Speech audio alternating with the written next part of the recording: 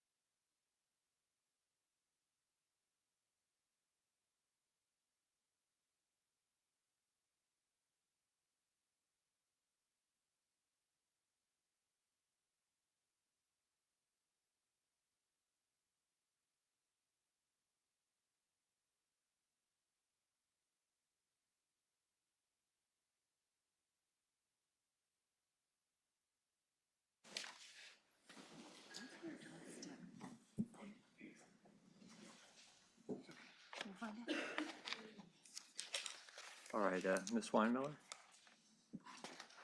Your Honor, the defense rests. All right.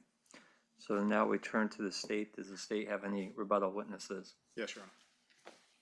We do, and the state would first call Paul Johnston.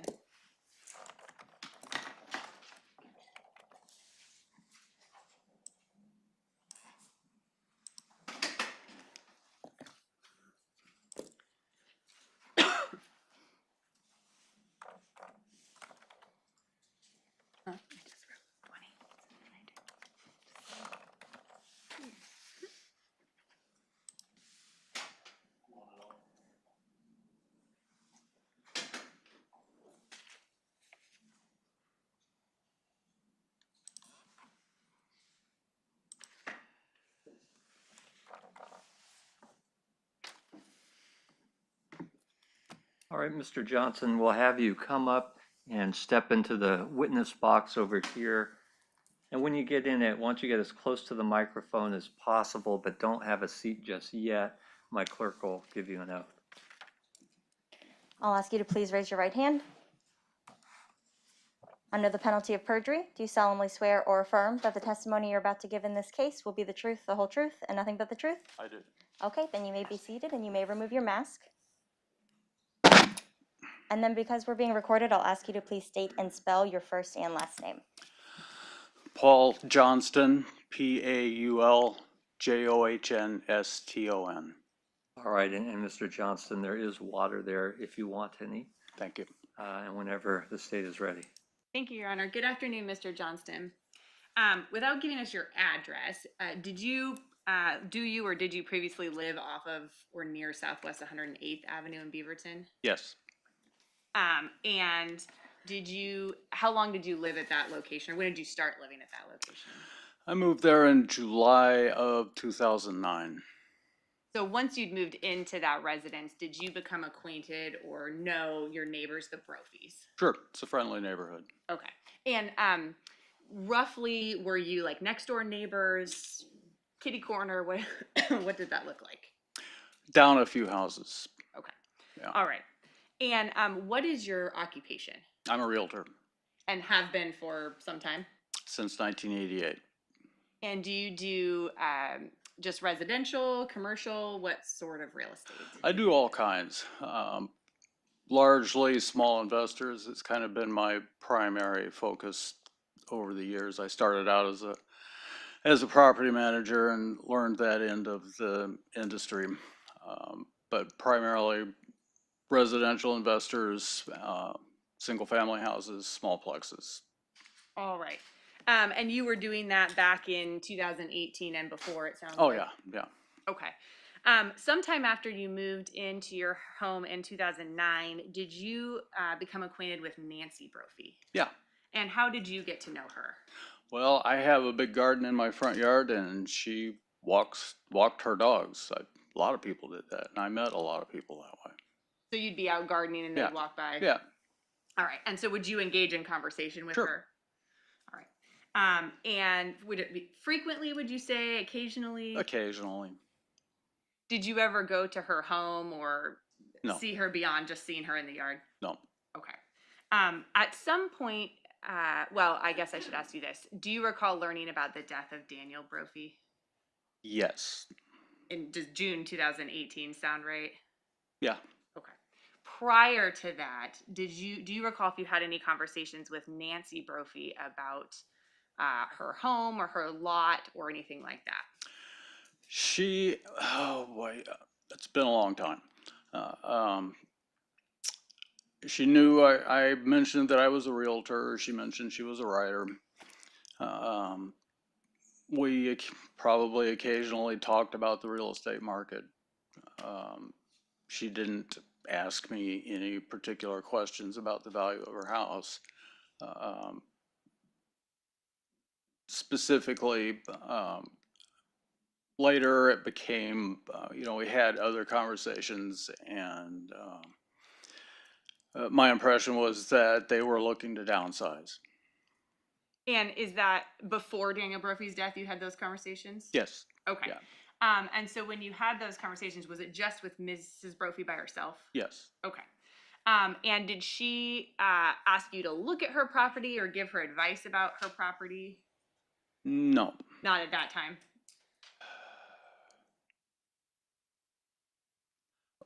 We probably had a couple of conversations about it, but it was, real casual. Just sort of like your opinion, her just casual conversation about you're a realtor. Let's Yeah, talk about it. yeah. Okay.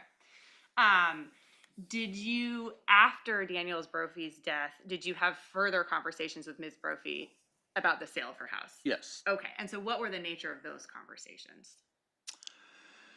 Oh, I was out working in the garden and she drove by and said, "Hey, you should probably come by and look at the house." So I did. And what did that look like? Did you actually like go in tour the Yeah. property? Yeah. Yeah. And was it in stages of being packed up? Do you recall? Yes. Okay. And what about the yard? Did you look at the yard as well? Yeah. The backyard was totally overgrown with blackberries and stuff. And this is post Mr. Brophy's death. Correct. Okay. And at that time, did you give Ms. Brophy any advice or thoughts about selling the property or what that would look like? Again, a long time ago. I had to be reminded as to what what it was said that the value range that I gave. It was not in great detail. I didn't do a whole lot of work on the valuation. I looked at comps. I did not do a CMA. I didn't submit any kind of written material or price opinion or anything like that. I gave her my take on what needed to be done to get the best price out of the house. And we did talk about value, extra land, the potential extra land value that might be there. And would that be potential extra land value for like subdividing or something like that? Yes. Okay.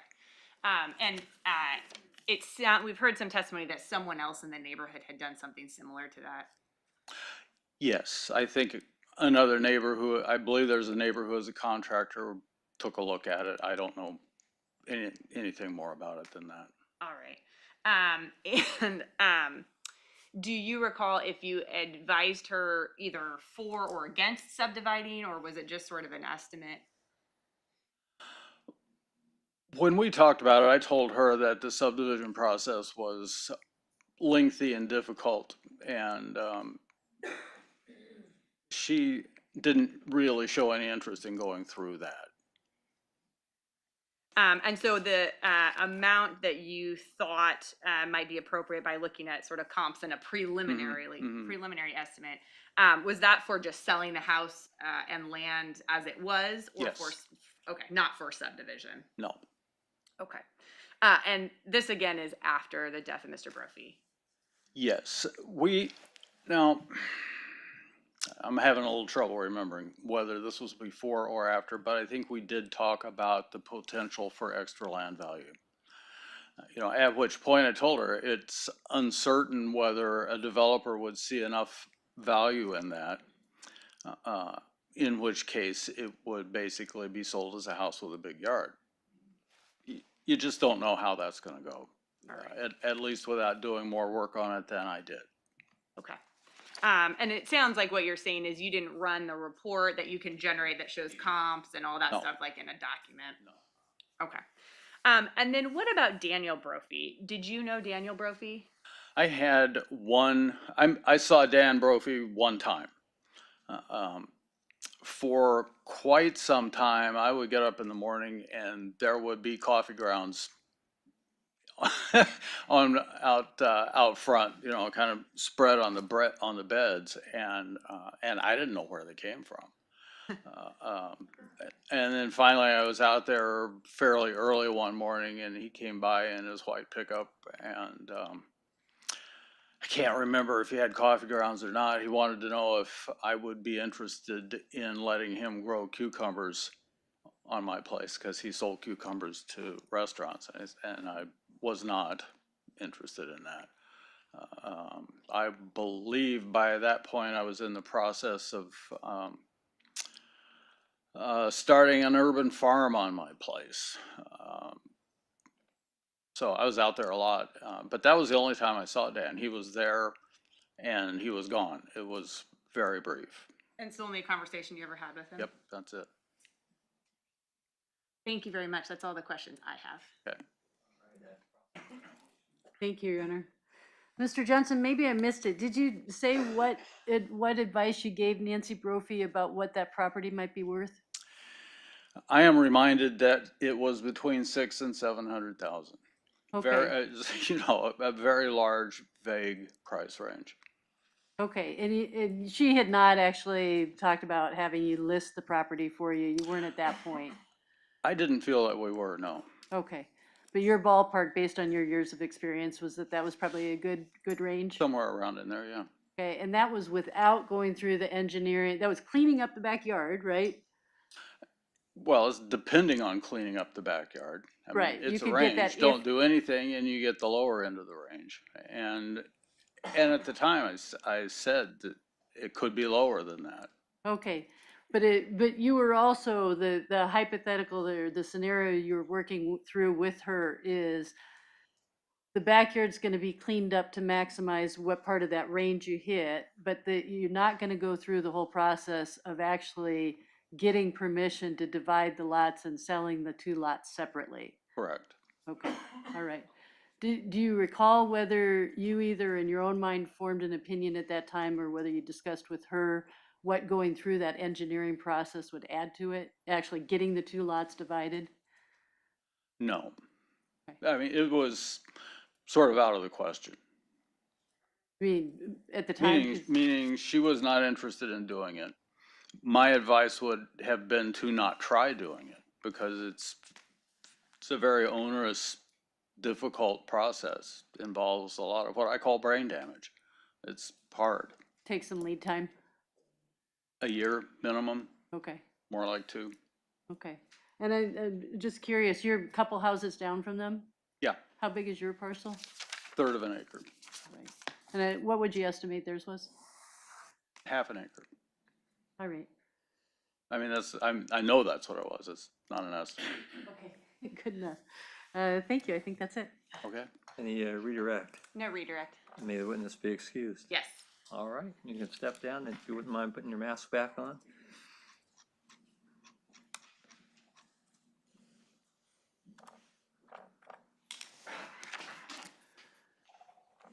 And Ms. Herman states the next witness. Thank you, Your Honor. The state will call Nick White. Okay.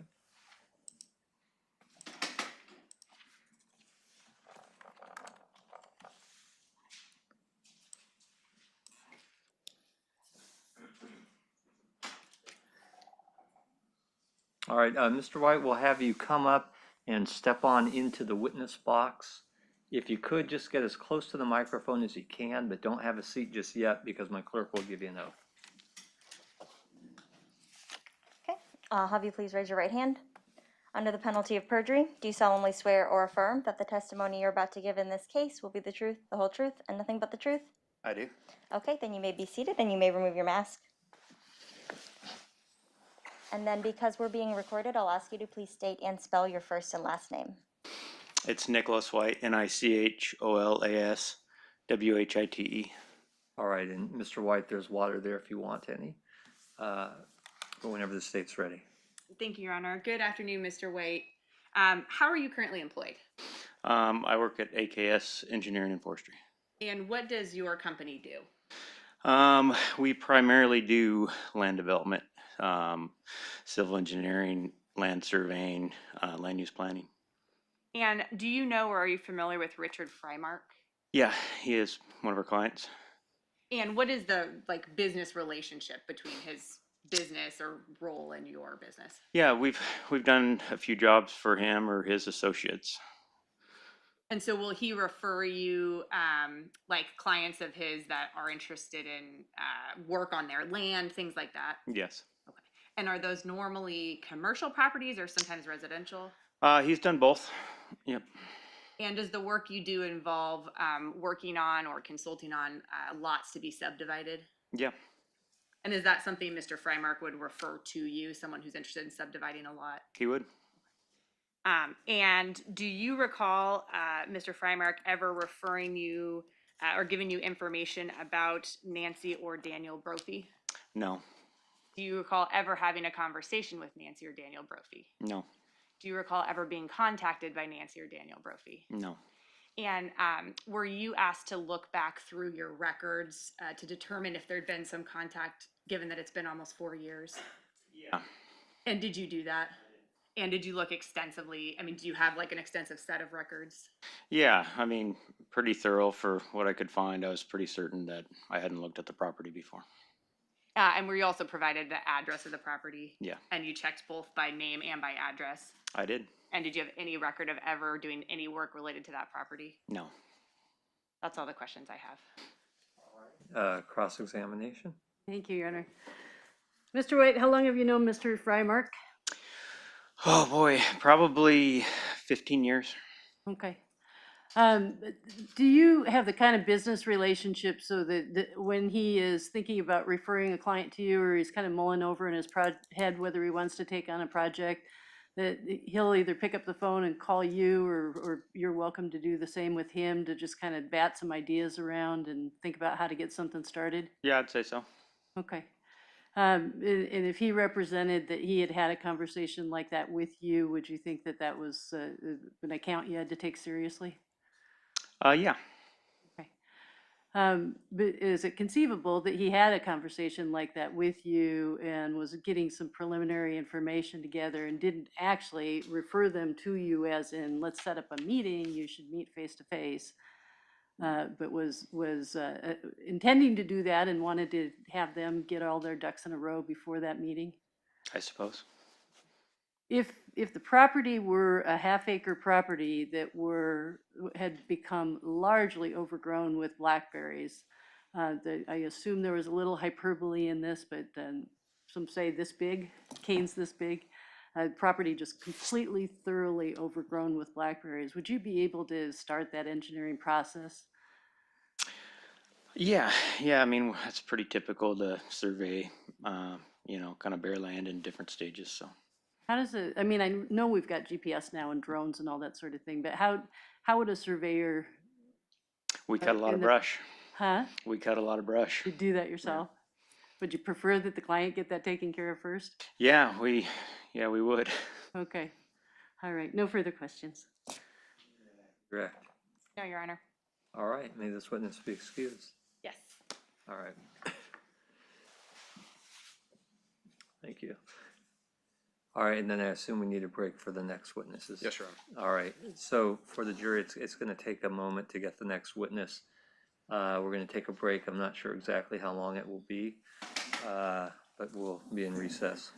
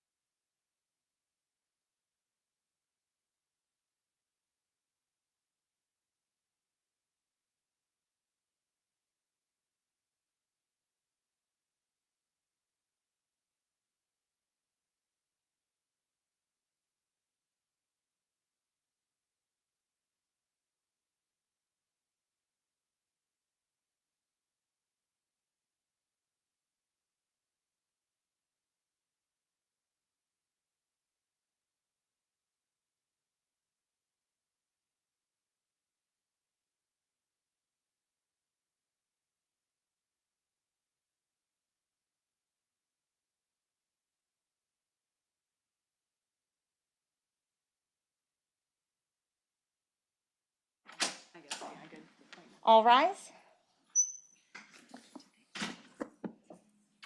All right, please be seated. And we'll bring the jury back in. We do have a matter to take up, Okay. Ms. Burrows, did you? Your Honor, Lindsay Burrows, I'm a lawyer representing Andrea Jacobs, the witness today. Ms. Jacobs is asserting her attorney-client privilege as to all communications with me and her prior attorneys. Of course. Thank you. All right.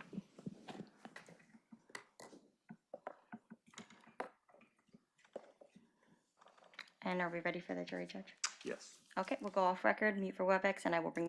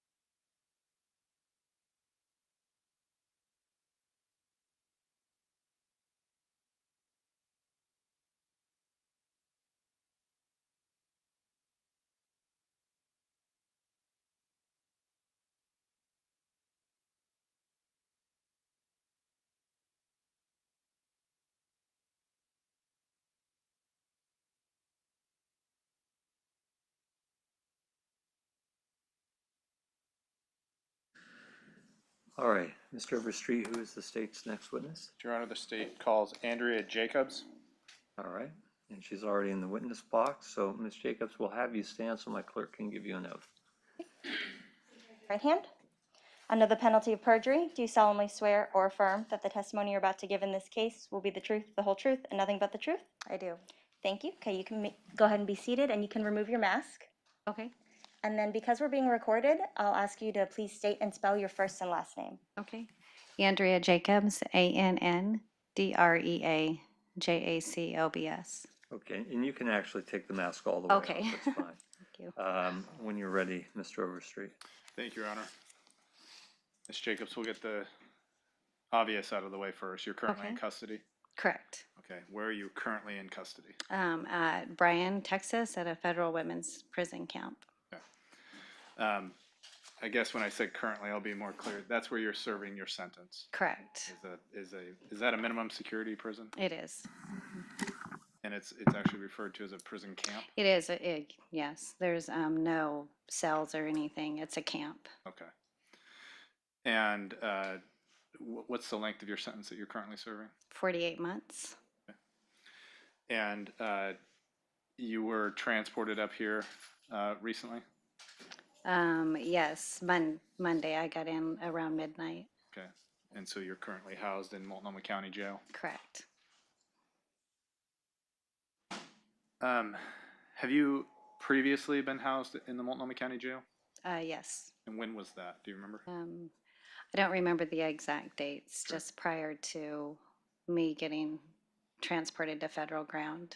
Okay. Do you remember when you were transported to federal? When I got to federal ground was February 28th.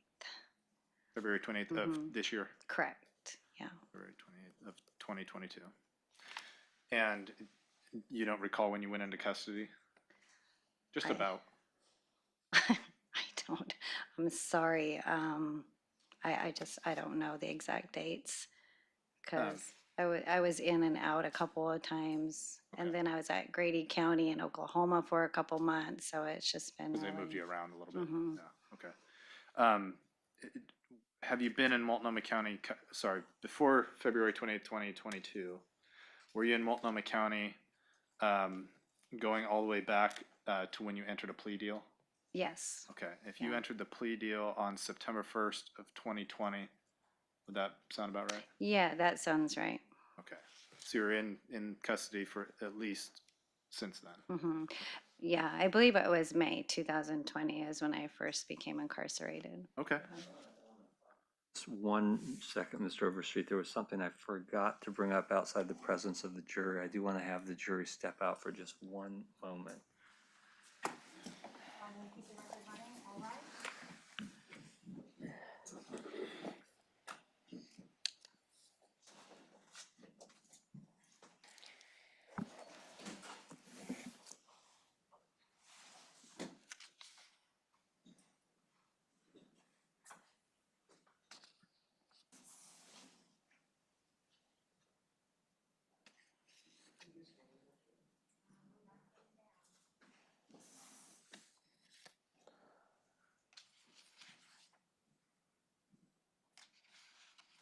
Everyone could be seated. My apologies, I meant to do this earlier. In the various objections that defense brought up to this witness, one of them they brought up, but I think we really only dealt with sort of fleetingly, was the idea that, of course, the jury has no information that the defendant is currently in custody. And I don't want to have any questions that imply that she is in custody. I don't know exactly where you're going with the time frame. And certainly you can ask questions to establish that they were together at some point and that there was opportunity to hear the conversations. But I don't want any questions asked that directly imply she is currently in custody, if that makes sense. Sure. All right. Yeah. I just want to make sure I understand the parameters. I'm not going to ask any questions that imply that she's currently in custody. Okay. In fact, since Ms. Jacobs left here February 28th of 2022, I don't know, I mean, I could ask her, but I don't think she's aware of what Ms. Brophy's custody status is. I think the only thing I need to establish is when they were housed together. Understand. Okay. And that's all I intend to All right. ask. I just, in an abundance of caution, I just wanted to make sure we didn't go there. All right. So we can. Yeah, right. The court had also referenced some other acts that had been described in the statement that Ms. Jacobs made to Detective Merrill when she was in Texas. The court had indicated that it was willing to exclude the other bad acts that were sort of kind of peripheral to the rest of our conversation. We're asking the court to do that now. And I'm not sure which particular. Oh, there were silly things like whether she cheated at Pinochle. Oh. I assume, well, is the state wanting to? I remember reading something about her cheating in Pinochle, and I remember reading something about grabbing another inmate by the shirt. I don't know if the state is seeking to elicit that. No, we brought that up just in case it had become relevant through Ms. Brophy's testimony. I don't know that has become relevant. I think the two areas that are any statements that could be construed as an admission of some sort, and her demeanor when she discussed her case and her husband. I think those are the probably the two to three relevant things that would be eligible to cover. And I know that, and just to reiterate, I understand defense is objecting her testimony wholesale. And we are, and again, I don't know where the demeanor testimony is going, but we would make the same arguments we had made in other cases where someone draws conclusions or offers their own opinion about what a particular demeanor means. Sure, I will certainly sustain it to the extent she's giving her opinion or her conclusion about what it meant, but I will allow her to testify as to what she observed with regards to that.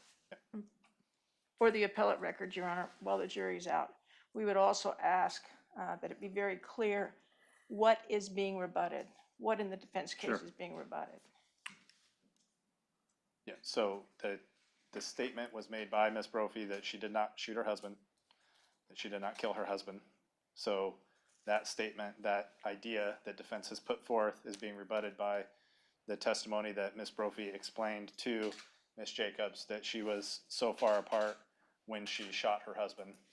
So I think that's directly relevant.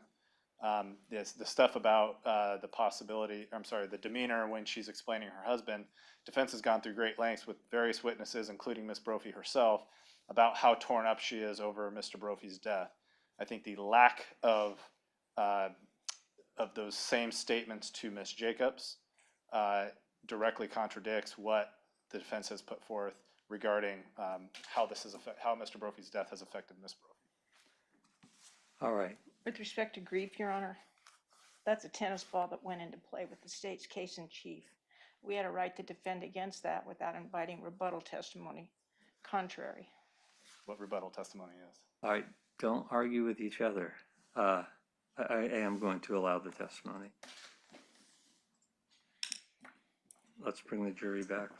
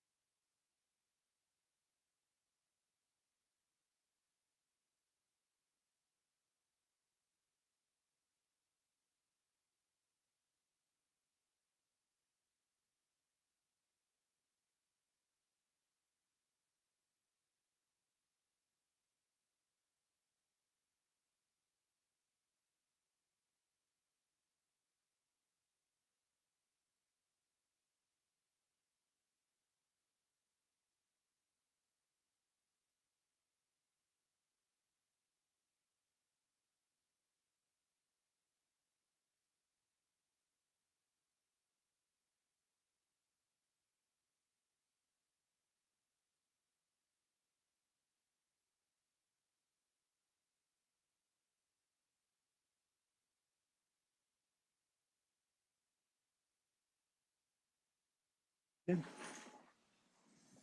All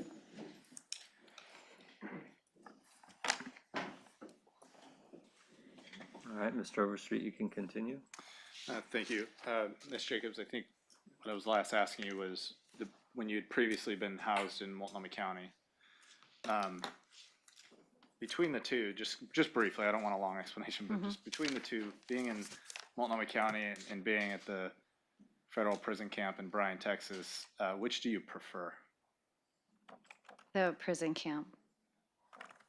Um, You mean as far as amenities? Or no, I just guess I don't know what you if you mean. had to be in one. Which one would you rather be in? Oh, I would rather be at a prison camp than county jail, yes. When you were told that you were being transported up here to testify, how did you react to that? I said no. I didn't want to be, I didn't want to testify. Okay. But you're here. I'm here Why? because I'm here. I don't, Because you don't want to be. no, I tried, no, I didn't want to testify. Did you have a choice? No. Not that. Honestly, I don't know. Next thing I know, I was being picked up. This has all happened very quickly, as I'm sure Let's you're talk to you let's talk about how you got here. Okay. Had you talked to law enforcement about your role in this murder case before April 26th of No. this year? Sometime that week, did some detectives come visit you? At the federal camp? Down in Texas, I'm sorry. Correct, yes, Was that Detective Anthony Merrill and Detective Brian Sims? yes, They came to visit you sometime that week? yes. And did you know why they were there when they showed up? No, had no idea. Did you call them? No, So they came to you? correct, And did you sit down and speak with them? yes, And was that interview recorded? yes. After that, did you have further conversations with our office regarding your testimony? One phone call, Okay. yes, And in that phone call, did you relay that you really didn't want to be part of this? yes, Did we tell you, sorry, yes, you're coming anyway? pretty much. I want to, before I move on, kind of with that line of questioning, I want to go back to how you ended up in prison, okay? First of all, today, I know this is an impolite question, but I want to give some context. How old are you? 51, Before you took that plea deal in September of 2020, had you ever been convicted of a crime? no, On September 1st of 2020, did you plead guilty to 4 separate counts? yes, Okay. On 2 cases? correct, Okay. And was one of those counts filing a false tax return in 2011? yes, Was one of the other counts impersonating an IRS employee?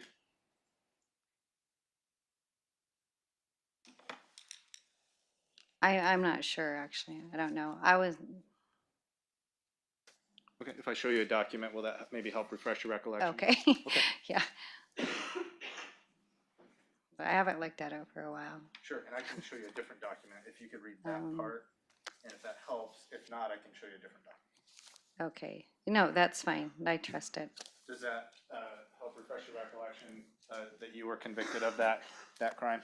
Correct, yes, And then for the third count on that case, were you also convicted of aggravated identity theft and furtherance of wire fraud? yes, And then I mentioned the second case.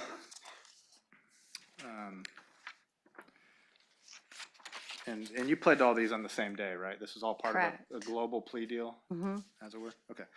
And in that case, did you plead guilty to bank fraud? yes,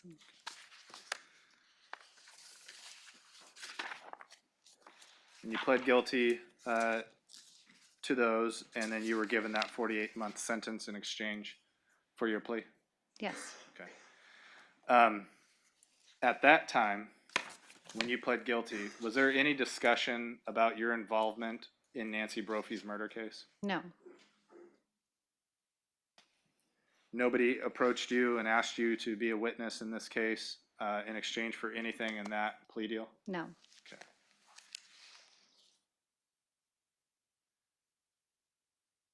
Are you currently under investigation by the Department of Justice in Oregon? Yes. And how did you become aware of that investigation? My attorney. Okay. Did your attorney send you a letter regarding that? Yes. Okay. I'm going to just show you a,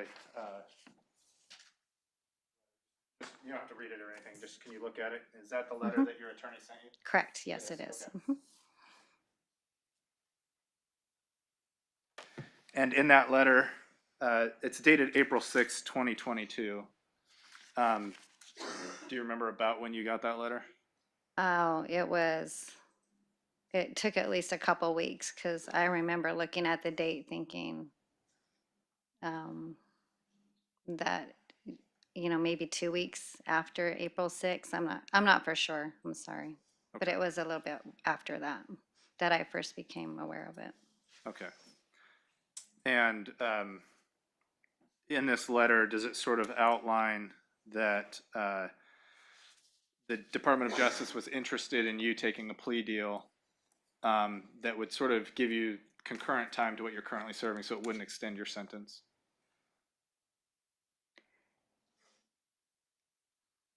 I don't know if I can answer that. Okay. Sorry. And I'm not suggesting there's a plea offer in here, but just letting you know that there's a case and that they're interested in talking to you about it. Yes. Okay. When you got this letter, was that before you talked to Detective Merrill? Or after? I have no idea. Okay. Sorry. You didn't discuss this letter with Detective Merrill? No. Okay.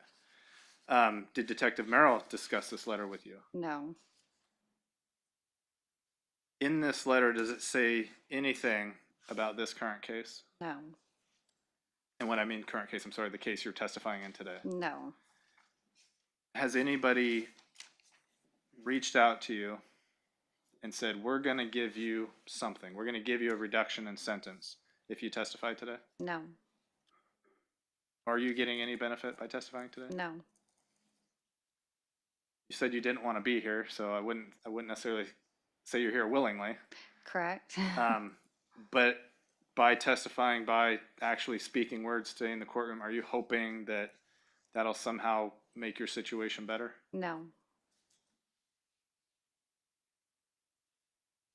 If I ask you a series of questions about some interactions you had with Ms. Brophy, are you committed to answering those questions? Yes. Okay. You know, I have a matter for the court. All right, let's have the jury step out again. All right.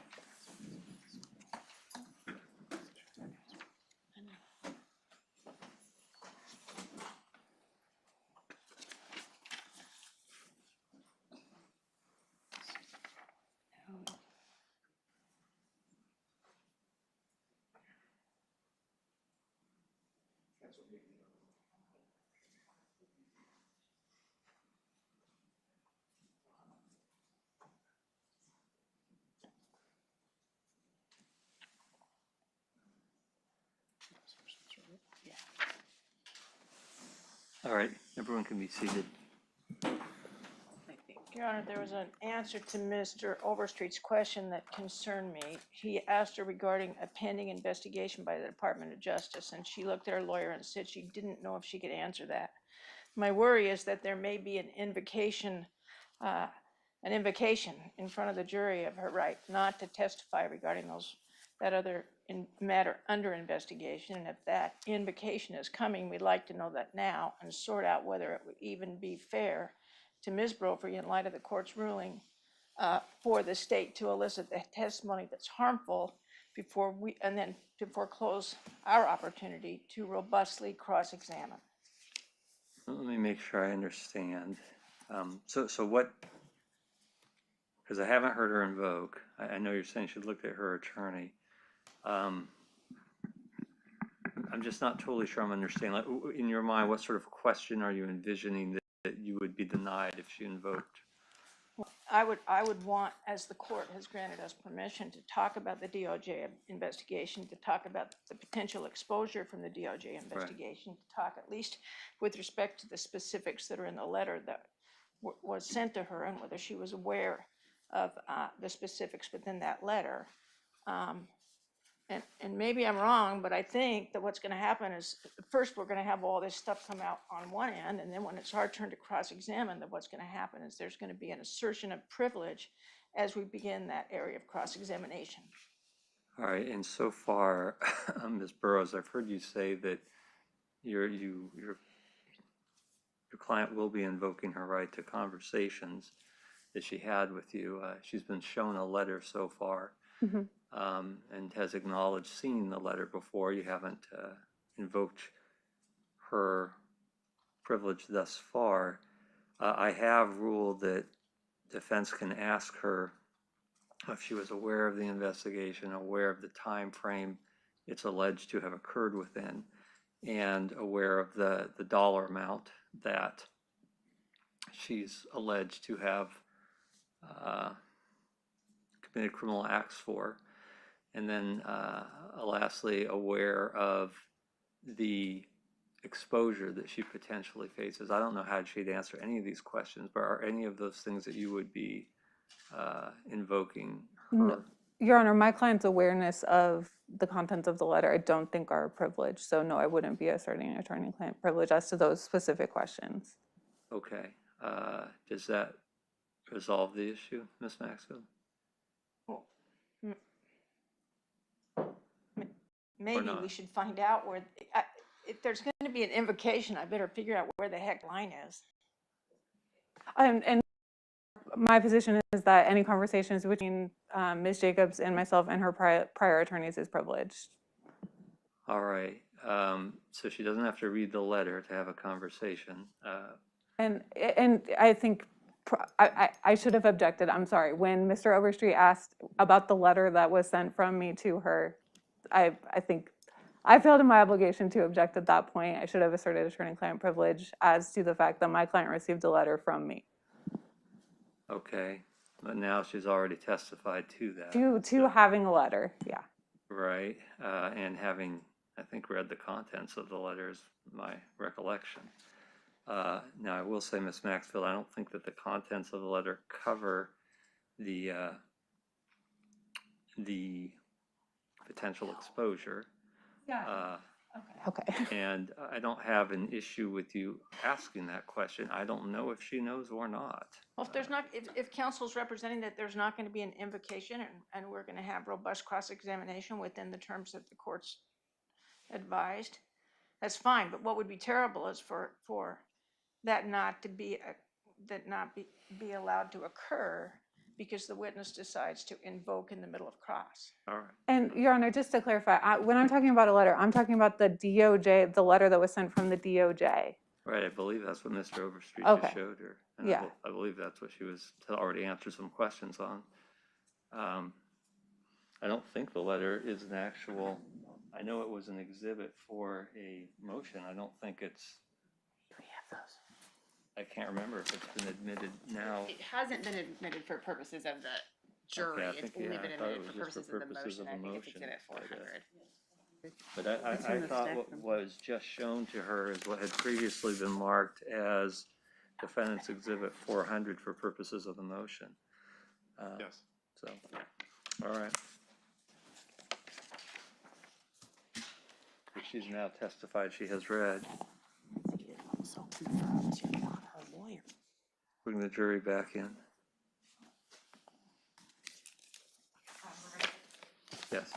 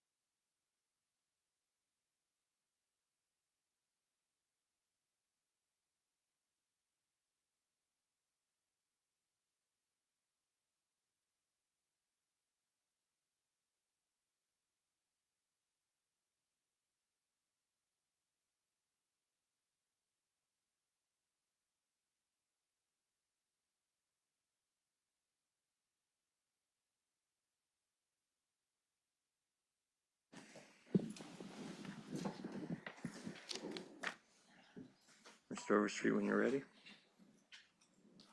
Ms. Jacobs, I think where we left off was I was asking about what you got going on, and if the state or the federal government has offered you anything in exchange for your testimony, and what you're answering. No.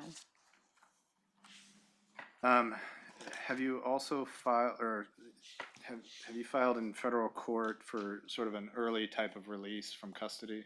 I have. It's something called a compassionate release. Correct. Okay.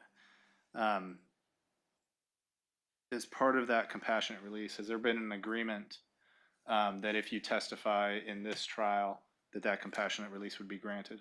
No. In fact, were you told directly that no deals were going to be made? I don't know. I haven't even really talked about the compassionate release. Okay. Yeah, so no. No deals are made.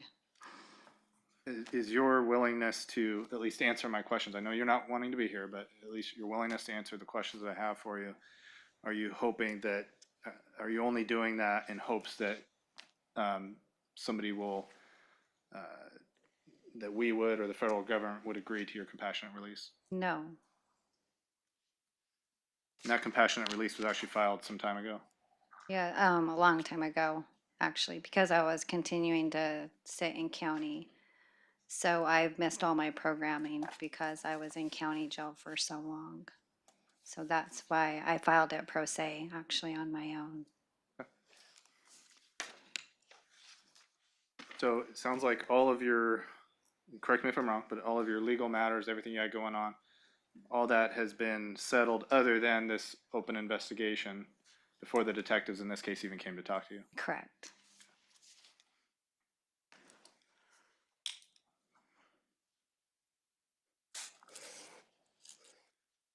When you were housed in Multnomah County sometime between May of 2020 and February 28th of 2022, when you were transported to Texas, were you ever housed with Nancy Brophy?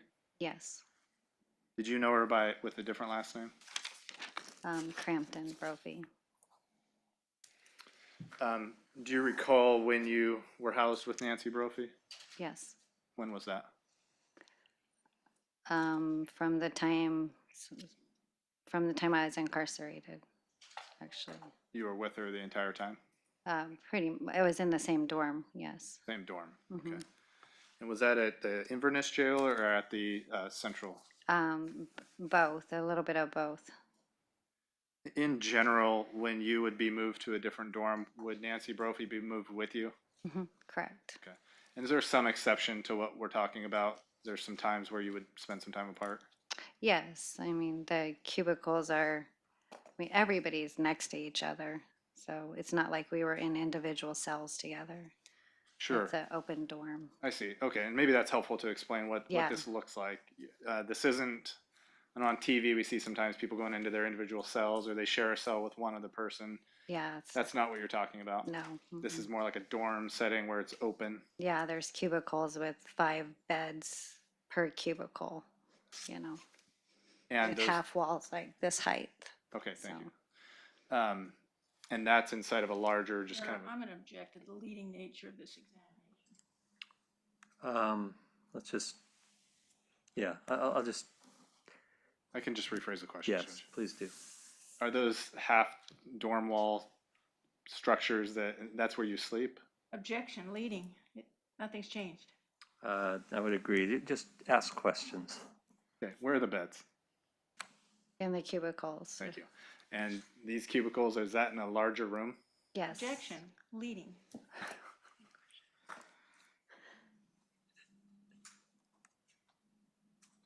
I'll sustain. I'll sustain. How many of these cubicles are in one room? I'm sorry, let me ask you just maybe an easier question. How many beds are in the larger dorm room? There's 5 beds to each cubicle. There could be 25 cubicles in a dorm, depending on how big the dorm is. Okay. And so I believe you just said this, but if you moved from one dorm to the next, did everybody move or just some people? Everybody, because there's only one women's holding. Okay, that's what I was asking. Do you know why that is? Just, okay. Nope. Okay. No idea. And in your time that you're around Ms. Brophy, did you two get along? Yes. Would you say, I mean, I know it's jail, but would you say you became friends? Yes. I mean, yeah. It's jail, so Sure. not friends, but you know. Were your beds often close to each other? Yes. Was that intentional or did you have a choice? Not at first. It wasn't. I was just put in the cubicle. You were put in the same cubicle as Correct. Ms. Brophy? Okay. Mhm. And you said not at first, so later on when you moved, were you allowed to choose who you bunked with? Yes, we would. Okay. Mhm. And would you and Ms. Brophy choose to bunk near each other? Yes. This is still leading. Mr. Overstreet, please just ask her questions without leading. I'll sustain. So when you have these, when you're in these bunks, is there any restriction on talking? After 10:30 at night, and then I mean I haven't been there for a little bit, but like 3 to 4. So no, not really. I mean, it's open dorm. Okay. And by that same token, could people overhear your conversations as well? I'm sure they could. Yes. You know, if they will. Yeah, it was plausible. How often would you say you talked to Nancy Brophy when you would be housed together? Oh, on a daily basis. Just in general, what kind of things would you talk about? Food, wine, travel. Did you talk about your criminal case with Ms. Brophy? I didn't know. Did Ms. Brophy ever bring up her criminal case? Yes. Did she talk about it often or less often? No, not. I mean, she talked about it, depending on what was going on with her case. Okay.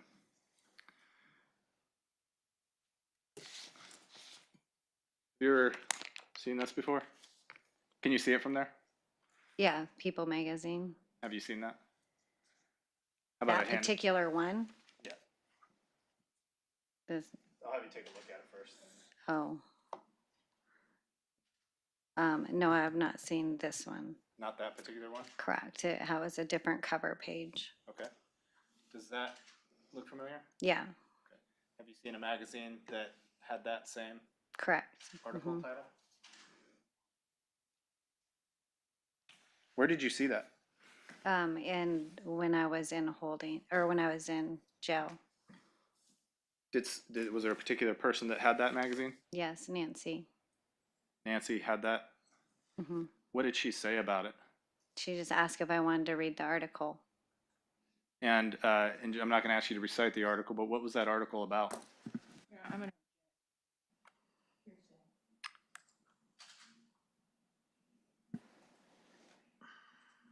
Response to hearsay.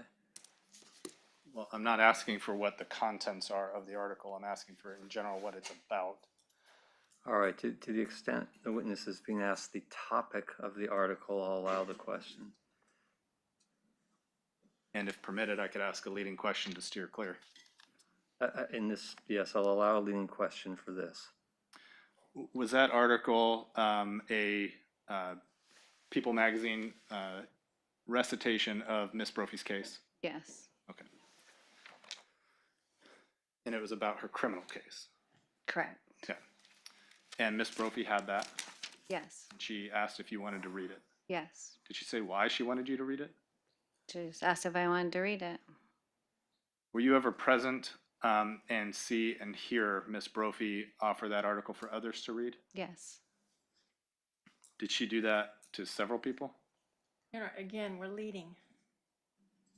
We are, Mr. Overstreet. How many people? Several people have read it when I was there. Okay. You said Ms. Brophy talked about her case. Did she talk about her husband? Some. Did you know his name? Yes, Dan. What kind of things would she tell you about Dan? Mostly about the cooking. that he liked to cook. Pretty much just cooking. Sure, no, that's fine. When Ms Brophy would talk about Dan, what was her demeanor like? It was just a conversation. Was she crying, No, wailing? no. Did she make any other comments about Mr. Brophy?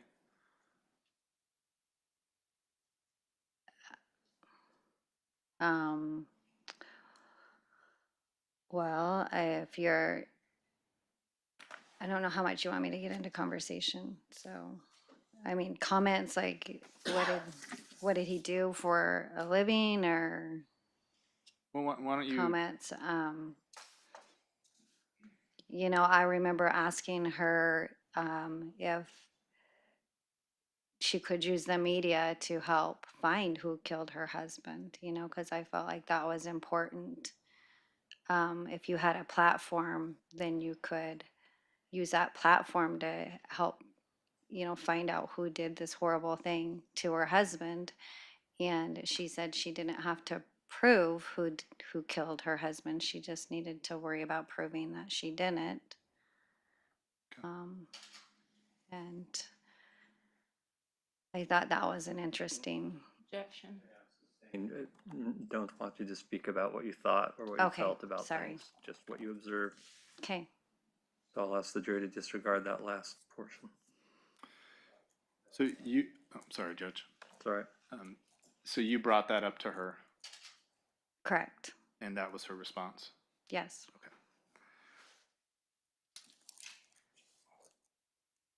At some point in time,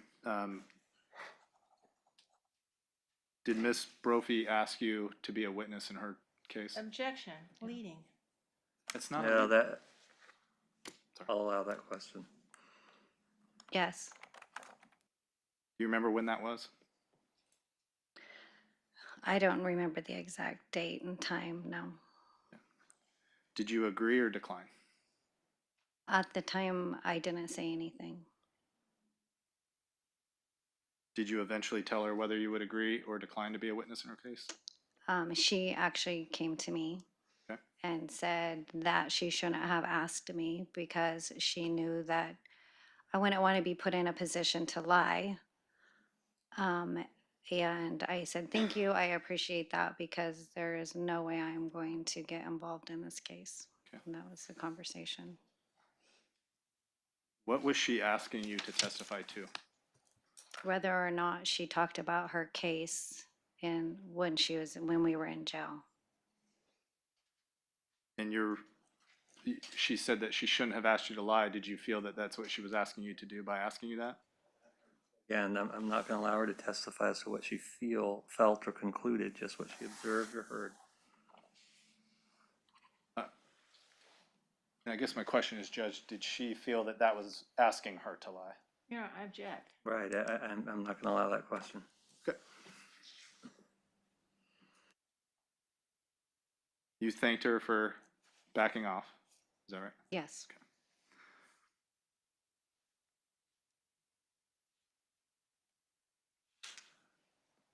Did you ever have,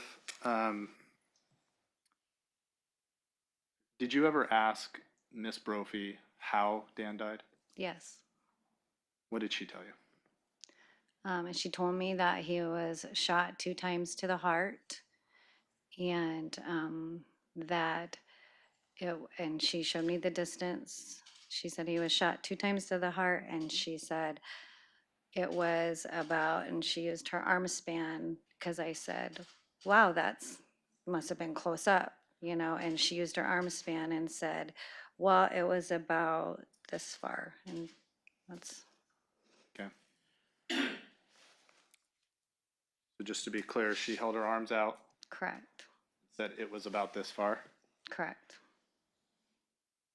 Did she say anything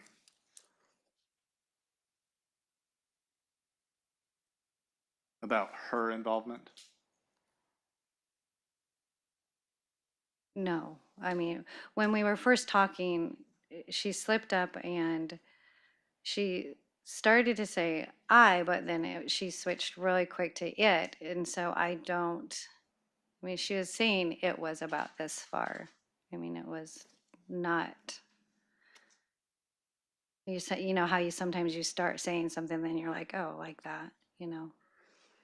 And you said that you had previously, you remember being, meeting with detectives and that interview was recorded. Correct. Is that what you told the detectives? Yes.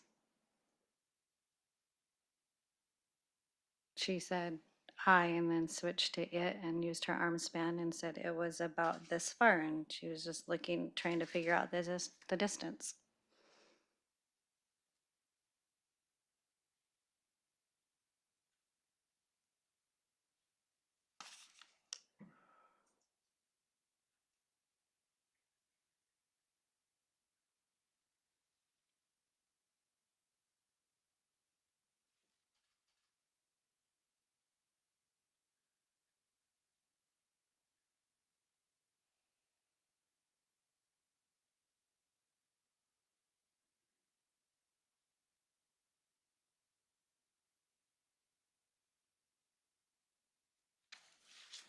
Okay, Ms. Jacobs, I think that's all the questions I have. Cross-examination. Your Honor. Good afternoon, Ms. Jacobs. My name's Lisa Maxfield. I'm one of Ms. Brophy's lawyers. Counsel asked you about some felony convictions, and I want to ask you a little bit more. Okay, You have federal felony convictions, is that right? correct. And on September 12th of 2018, you were indicted for fraud involving what, about $1 million of theft? Is that right? Yeah, I'm not sure of the date, but Well, you might not be sure of the date because the deceptive acts in that particular case span from what, 2011 until 2015? I don't know the dates. Well, you do recall that it was about 4 years of criminal conduct? I don't recall the dates. Well, you had admitted in federal court that you had willfully made a false statement under penalty of perjury to the IRS.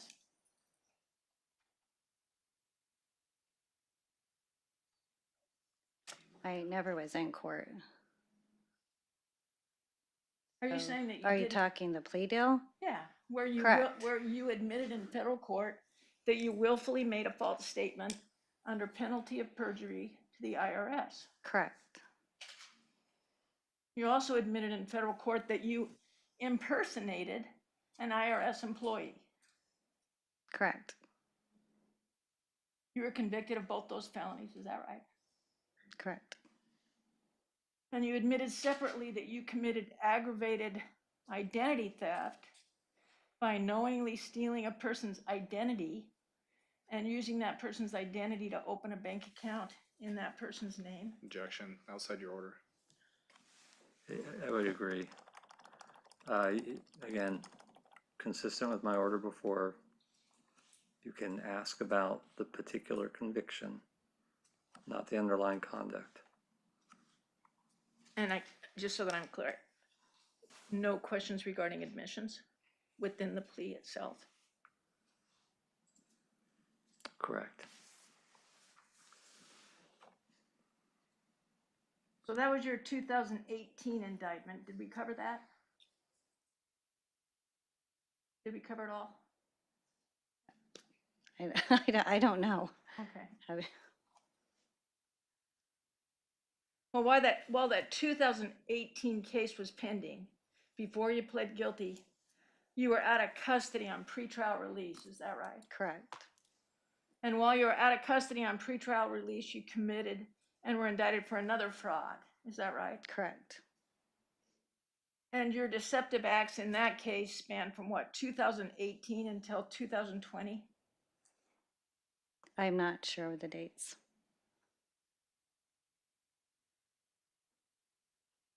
In that case, you admitted to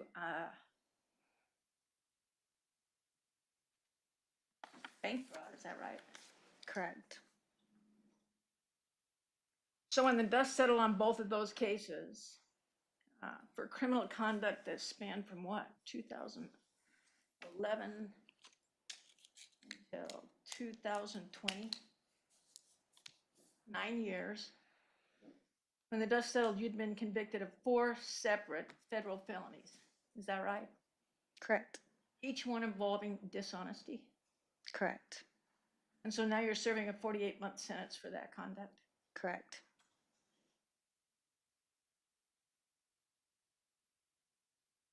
You were busy. Objection. Basis of the objection. Well, relevance of her being busy? I'll allow the question. You were busy. Very, very busy, weren't you?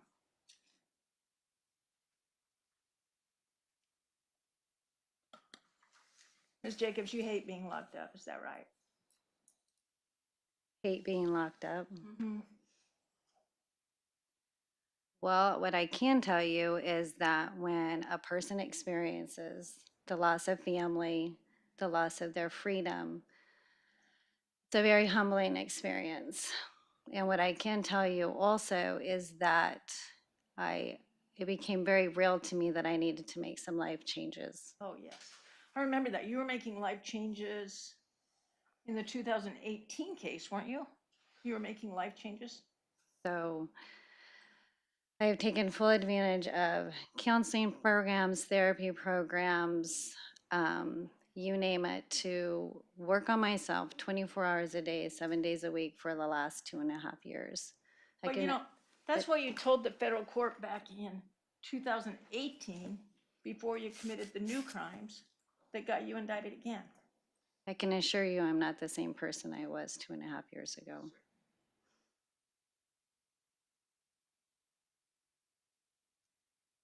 Ever since you first got arrested, you have been trying to get out of jail, haven't you? No. Well, after your first arrest, you asked a federal judge to let you out of jail. For a pretrial? Yeah, for pretrial. Oh, well, maybe my attorney did. In 2020, after your second arrest for new fraud charges against a different victim, you urged the judge to let you out of jail again. Is that right? Yes. But this time the judge sided with the prosecutor and kept you in jail. Correct. But over the next several months, you had several medical emergencies while you were in jail. Is that right? Yes. And each time you had a medical emergency, you asked the judge to let you out of jail to see various medical specialists. Yes. Did they let you out? I didn't ask them to let me out of jail. I asked to be seen by a specialist. Well, you actually convinced the judge to let you out of jail to attend a wedding, did you not? Correct. How long did you get to stay out of jail for that? 2 days? You filed a habeas corpus petition while you were still here in Oregon. Is that right? Correct. And in that petition, you claimed that you needed to get out of jail to speak to an infectious disease specialist doctor about a COVID vaccine because you were allergic to the flu vaccine. Correct. That case was dismissed when you moved from Oregon to Texas. Is that right? Yeah, yes, I saw an infectious disease specialist in Texas. Well, when you got to Texas, you filed a motion to reduce your sentence, your 48-month sentence, and asked for compassionate release because you needed to speak to a doctor about a COVID vaccine, but this time it was because you had Guillain-Barré syndrome. Is that right? That's not true. My motion was because I lost my programming. So I spoke to an infectious disease specialist. I received my COVID vaccination. I sat in county jail for so long that I missed my programming dates. So that was the most important of the motion, to give me credit for my programming, not to be released. Despite all of that sadness, the government actually objected to your reduction of your sentence. Is that right? We haven't finished it. Well, the government had objected before you met with the prosecutors in April of 2022. I I don't know. I have an attorney now for that, so I have no idea. Well, we talked about your convictions. And currently, though, you're negotiating a resolution of the State Department of Justice investigation. Is that right? I'm pleading the fifth on that. You testified, though, on direct that you'd received a letter that had been sent to your lawyer by the Oregon Department of Justice. Correct. And that was from the Medicaid fraud unit. Correct. And in that letter, they summarized for you the general facts that they were investigating. Yeah. I haven't read the letter thoroughly, but yes. Wait a minute, you're sitting in jail for 48 months. You find out you have a current investigation that could put you in jail for longer. And you're telling the jury that you never read this letter. I just received it, literally. Well, this letter says that you're being investigated for fraudulently billing Medicaid. Is that right? Yes, that's what it says. And again, it's a continuous fraud that they're investigating that begins in 2017 and goes through 2019. That's Is that what, right? That's what it says. So you did read it, didn't you? I said I perused it. I don't know the details of it. Well, some of the details are that you're accused of 139 separate incidents. Is that right? Okay, I don't know the numbers.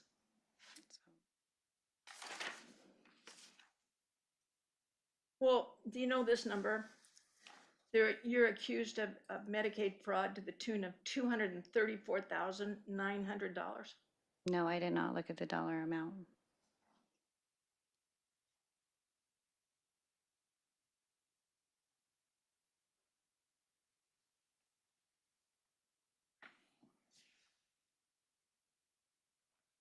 You just finished,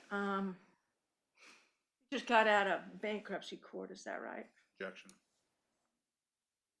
Outside the order. Let me have the jury step out for just a moment.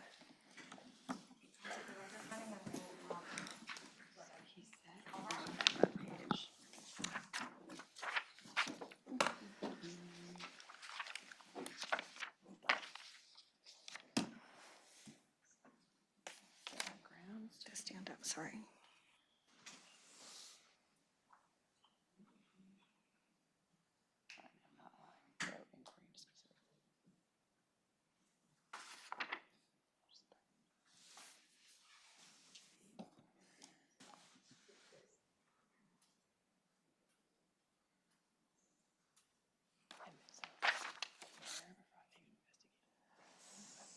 I don't know if it's outside the order or not, because typically I don't think of bankruptcy court as involving criminal matters, but I'm not really sure where this line of questions is going. So can you tell me, Ms. Maxfield? Yes, the line of question is going to her understanding that she's currently being investigated for federal bankruptcy fraud. Okay. Yeah, I think and maybe that was discussed earlier, and so I do think it's within my order to ask if she's aware of that investigation without getting into specific acts of what might have constituted that. But so I'll allow the question. Let's bring the jury back, and you know what I'll do next time. Well, never mind. I want to keep things on the record. Okay, let's bring the jury back. Okay, we'll go off record.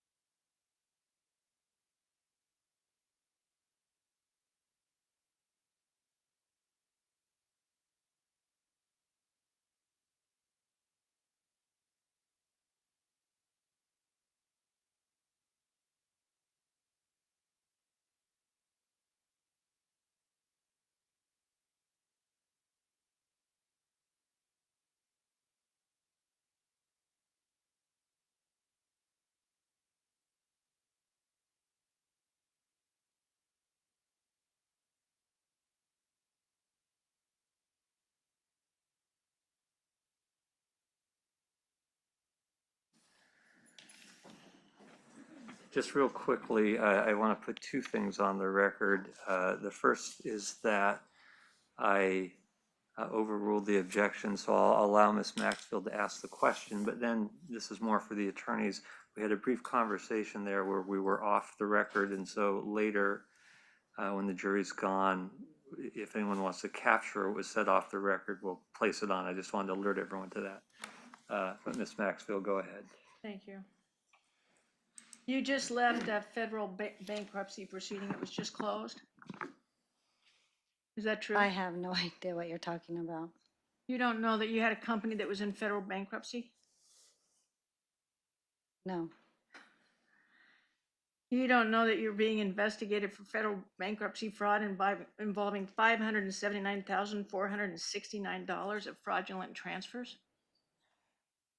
I'm pleading the fifth.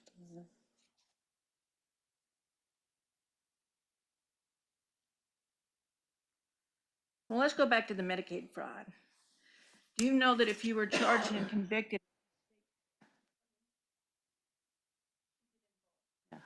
and I guess we should figure out how far that's going to go. So, the question was whether or not she's aware of the investigation. Unless you believe that's a reason to invoke, I do think she needs to answer that question. I don't think it's revealing anything, but is there anything that you wanted to say, Ms. Burrows? Your Honor, I could confer with my client. I could confer with my client to confirm the basis for her invocation. Otherwise, yeah, we'd stand by her invocation.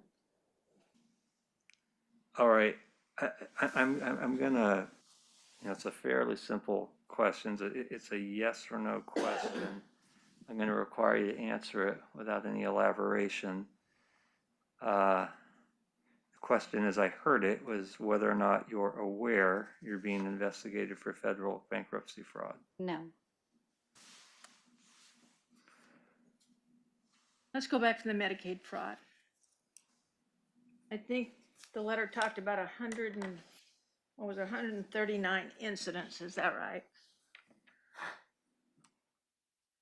Do you know that if you were charged and convicted of these 139 incidents in state court, combined with your prior federal fraud convictions, that could expose you to an increased presumptive sentence under Oregon's repeat property offender statute? Did you know that?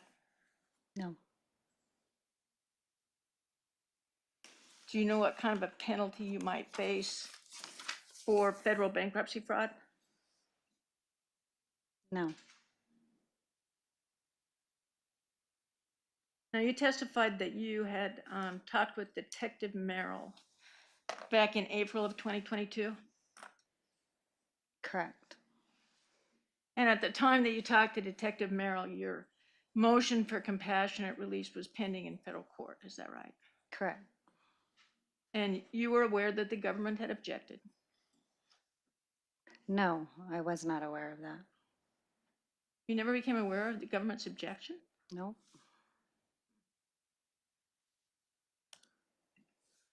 Open that up for me again, Chris.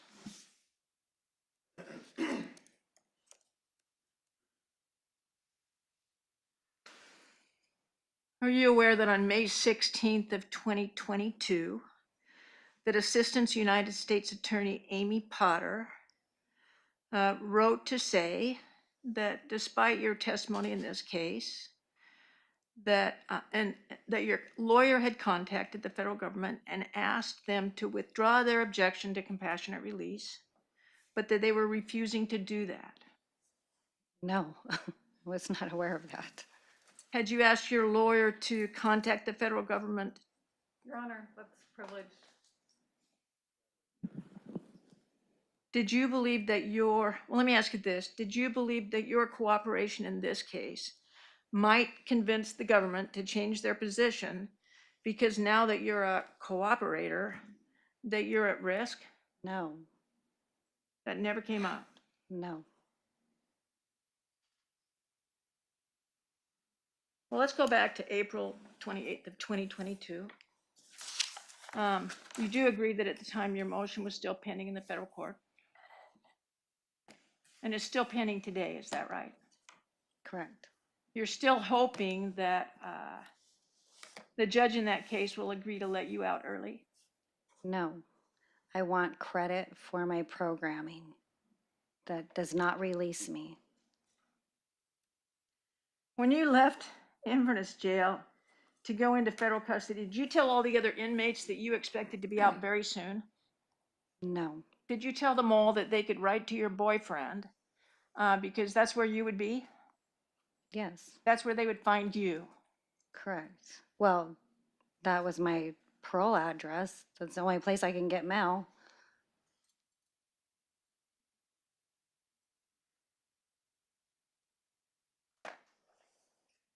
When Detective Merrill came to see you, did you tell him that you were in prison for fraud and lying? I assume, yes, I guess I did. And did Detective Merrill tell you that he didn't believe that? And that the other officers in the room didn't believe that? They and probably 5 others. I'm going to sustain the objection to hearsay.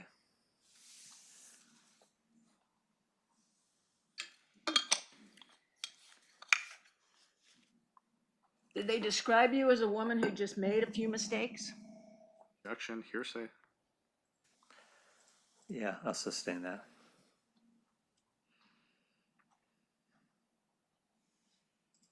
You testified that no offers have been made to you. But on April 28th, when you spoke with Detective Merrill, he told you that he would be direct with you. And if you, quote, hypothetically. Objection, it's hearsay. Your Honor, this goes to the heart of her state of mind and her reasons for making the statements that she did. All right, I'll allow it not for the truth of them. So let me be very clear with the jury. I'm going to allow the question not for whether what Detective Merrill said was true or not true, but just the effect it had on this particular individual. All right, Ms. Jacobs, go ahead. Let me finish the question, Your Honor. Yeah. Detective Merrill said that he would be direct with you. And if you, quote, hypothetically shared information about Nancy Brophy, and if Mr. Overstreet thought that information would help his case, that it could, quote, could be of value to you. He did say that. You didn't think he was going to give you a candy bar, did you? And what I said to him was that that wasn't necessary. Well, actually, what you said to him several times was that you wanted your lawyer. I did. And it was only after several times of him telling you he was going to be direct with you and you could call Mr. Overstreet to find out what could be of value to you. It was only after that happened several times that you agreed to talk.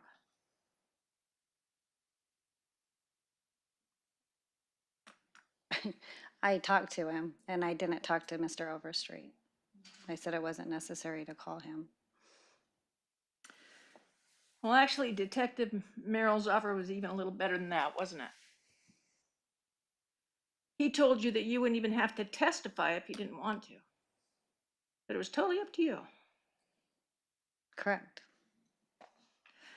But he said, none of this is going to happen. We don't even play this game until we hear your information.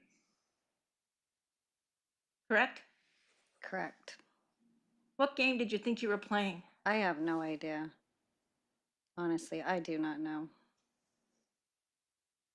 Ms. Jacobs, you were hoping that if you spoke to Detective Merrill and if Mr. Overstreet liked what you had to say, that someone would convince the federal government to change its position and agree to your motion for early release. No, I wasn't asking for release.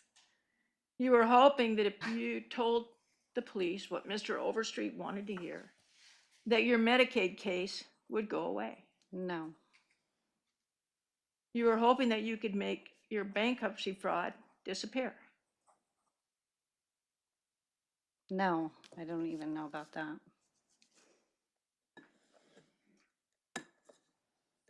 Let's talk about Inverness Jail. You said that you were continuously housed with Ms. Brophy without any separation from the time you came into jail until the time you went into federal custody. I didn't say without any separation, So there were times that you guys weren't housed together? that we weren't bunking together. We But were always housed together.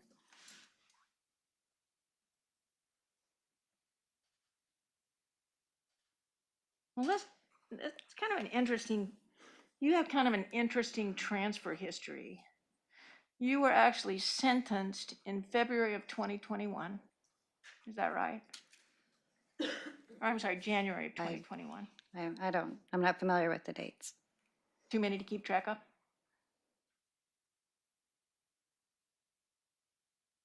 But you sat in jail right next to Ms. Brophy for 15 months. The feds never came to get you? No, Did you think that was strange? I've never been incarcerated, so I don't know what the normal is.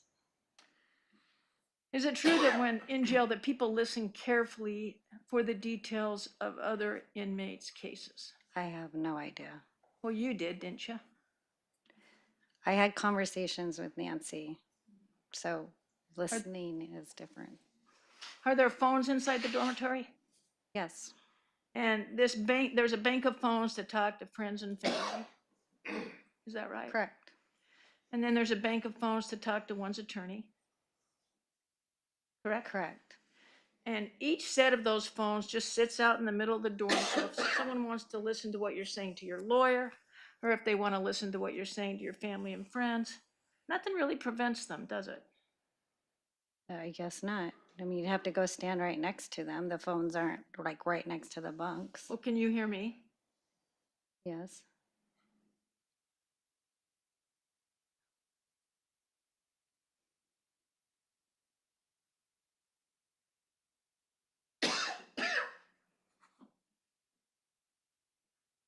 It was especially true during COVID that inmates were able to hear other inmates' conversations with their lawyers when they talked on the phone.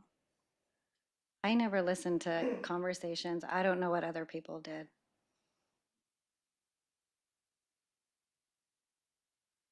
Was there a time when you were in the exercise yard at Inverness where inmates talked to you about things that you had said on the phone, talking to your own lawyer? Not that I recall. Would you agree that you talked about these little bunks and how they're so close together? You said there were 4 or 5 clustered together? In a cubicle, yes. So one cubicle had 5 beds? If I recall right. And the separation between these beds was just a little skinny piece of board that was about as high as the bench that you're sitting in front of? Yes.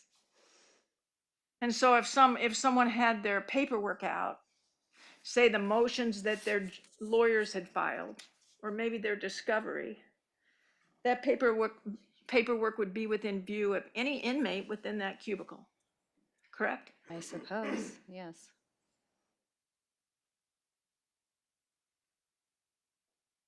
Isn't it true that when you're in jail, that the details of one person's case can be another inmate's, quote, get out of jail free card? I have no idea.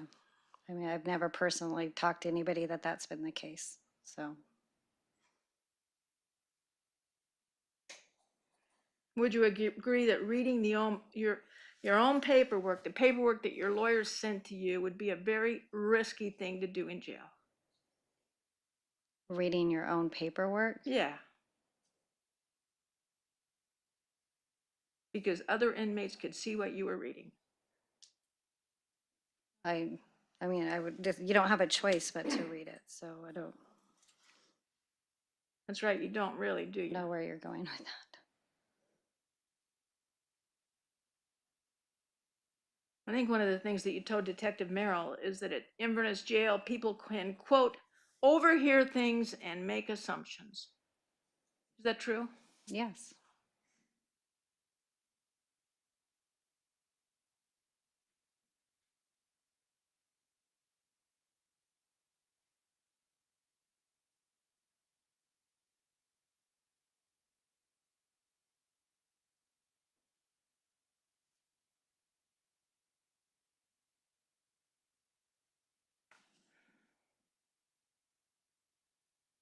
You've been following Ms. Brophy's case? No, just from what Julian had told me, but no, I have not been following it. So Julian's your boyfriend. Correct. He's out of jail. But you actually knew when Detective Merrill came to see you which motions this judge had granted and which motions this judge had denied. I don't know what you're saying. Well, you knew that an article, that the judge had made a ruling regarding an article that Ms. Brophy had written. You knew that. I don't know what you're talking about.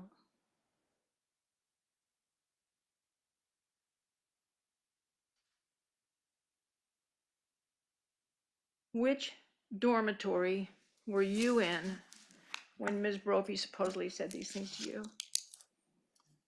I don't recall the number. I thought maybe, I don't know. You don't know? No, we moved to 3 or 4 dormitories, so I don't know. Are they all the same? No, they're not all the same. Were you in Inverness jail or downtown? Inverness. Who else was in your cubicle? We weren't in the cubicle. There were no cubicles in this dorm? I don't, people come and go. So people go home and they come. You don't keep track of every single person that comes and goes. Well, on the day that I you had don't. this conversation, who was in your little sleeping cubicle? Who were the other inmates? We didn't have the conversation in the cubicle. Did you have the conversations by the attorney phone? No. We were sitting by a table and we're gonna play Scrabble or something like that. Did you tell the police that you had the conversation by the phones? There's a table, when you walk in the door, there's 2 tables where we would always play Scrabble, and there's a round pole with phones. They are not attorney phones. And those were the tables we were sitting by.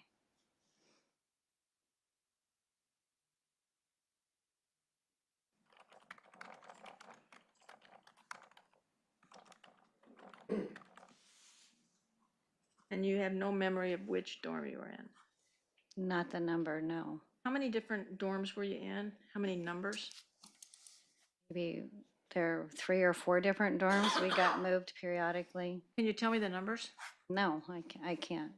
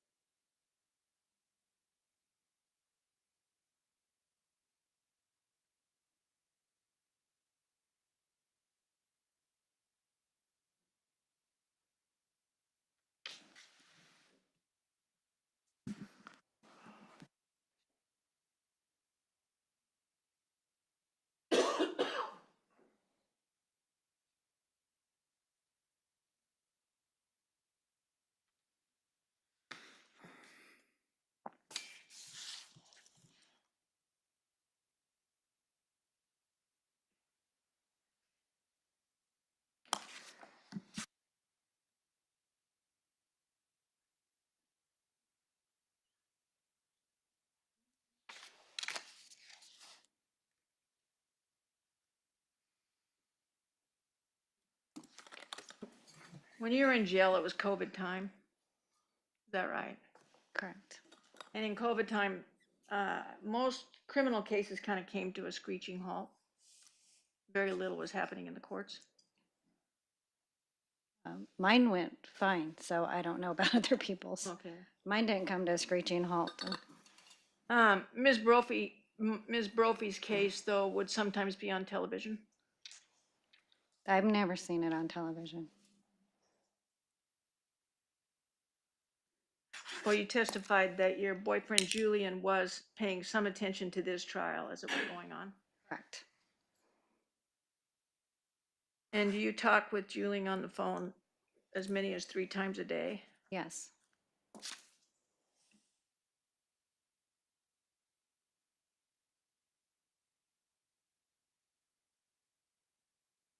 I don't think I have any other questions. Thank you. All right, redirect. Yeah, thank you, Your Honor. Ms. Jacobs, defense counsel asked you about what some of your motives were for being here today. But just to reiterate, she used the term cooperator or cooperation. Are you cooperating? No, I, told myself if I was asked questions, I wasn't going to lie. And that's the truth of the matter. And when the detective asked me questions, I was not going to lie about it, period. Are you at risk back in jail or Yes, back in prison by being here? Yes, I've had several threats made against me. This is not an easy thing to do, and it's the worst thing you can do when you're incarcerated is to testify against another inmate. It's just there's a certain code of ethics in prison and in jail, and I've been threatened every single day. What kind of threats? Make sure and hurry in the shower, make sure and have someone have your back when you're in the shower, because that's when most of the fights start. I don't ever leave my area now. It's always something every day, just a lot of yelling and derogatory statements. So it's not been easy, that's for sure. Have you had to be isolated? I have here at the prison camp, there's no way to isolate, so. So if you're sent back from here back to federal prison camp, you're just out in the open? Oh, geez, yeah.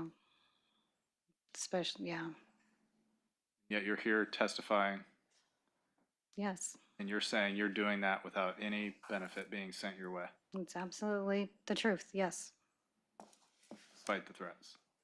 correct. I don't have any other questions. All right, may the witness be excused. Yes, Your Honor. All right. Go ahead and take the jury back, Judge. Well, are there any other, yes, I'm sorry, yes. Let's go ahead and take the jury back. I can leave it like that. Yeah. All rise for the jury.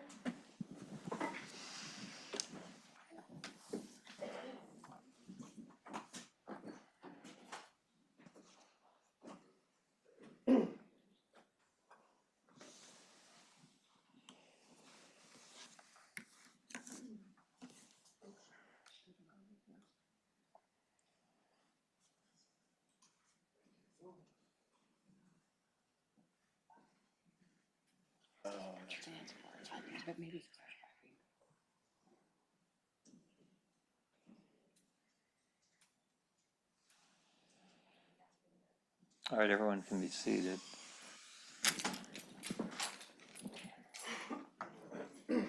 You guys are good. You guys are good. I'm just talking to the attorneys now. Before we move on, just to capture on the record what I think was discussed while we were off the record, but I'll let the attorneys supplement it to the extent they need to.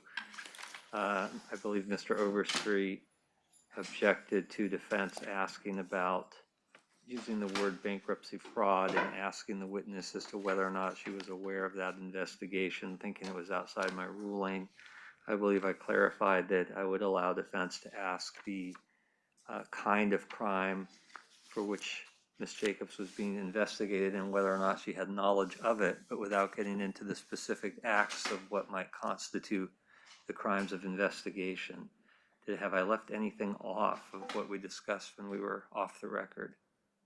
Oh, and by the way, Ms. Burrows, I'm sure you're ready to go, so. All right, thank you. Did I leave anything off I don't think so. for defense? No, Your Honor. And then I'm assuming, but what they say about assuming, I'm assuming the state has no further witnesses today? No, we do. Is that correct? We do No, we have. have- You do have a witness, okay, so we'll bring the jury, we had to take the jury out for excusal of that witness, but we'll bring them back for the next witness. And Your Honor, I don't know, because you had ordered that the writ ad testificandum in order to get Ms. Jacobs here. I don't know if we need a new order to allow her to be Send sent her? back. I'm not entirely sure myself. I'll look into it and reach out to the court. Okay, I can certainly sign such an order. Okay. And Your Honor, you said something about ending at 4:30, but I think that was only with Ms. That's Jacobs. correct, we can still, now we can go to 4:45. Perfect, thank you. All right, so let's bring the jury back then. Here, I can do the wiping. Yes, that's fine. Yeah. Some sort of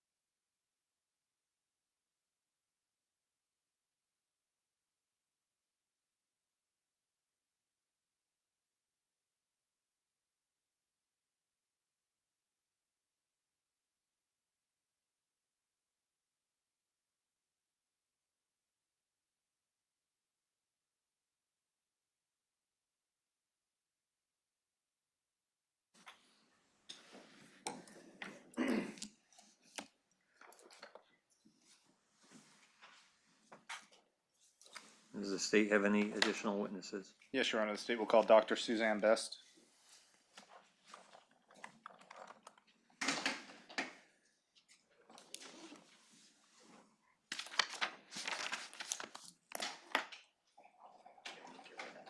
All right, Dr. Best, we'll have you come up and step into the witness box here. And when you get in there, if you could get as close to the microphone as possible, but don't have a seat just yet until my clerk has a chance to give you an oath. Okay. I'll ask you to please raise your right hand.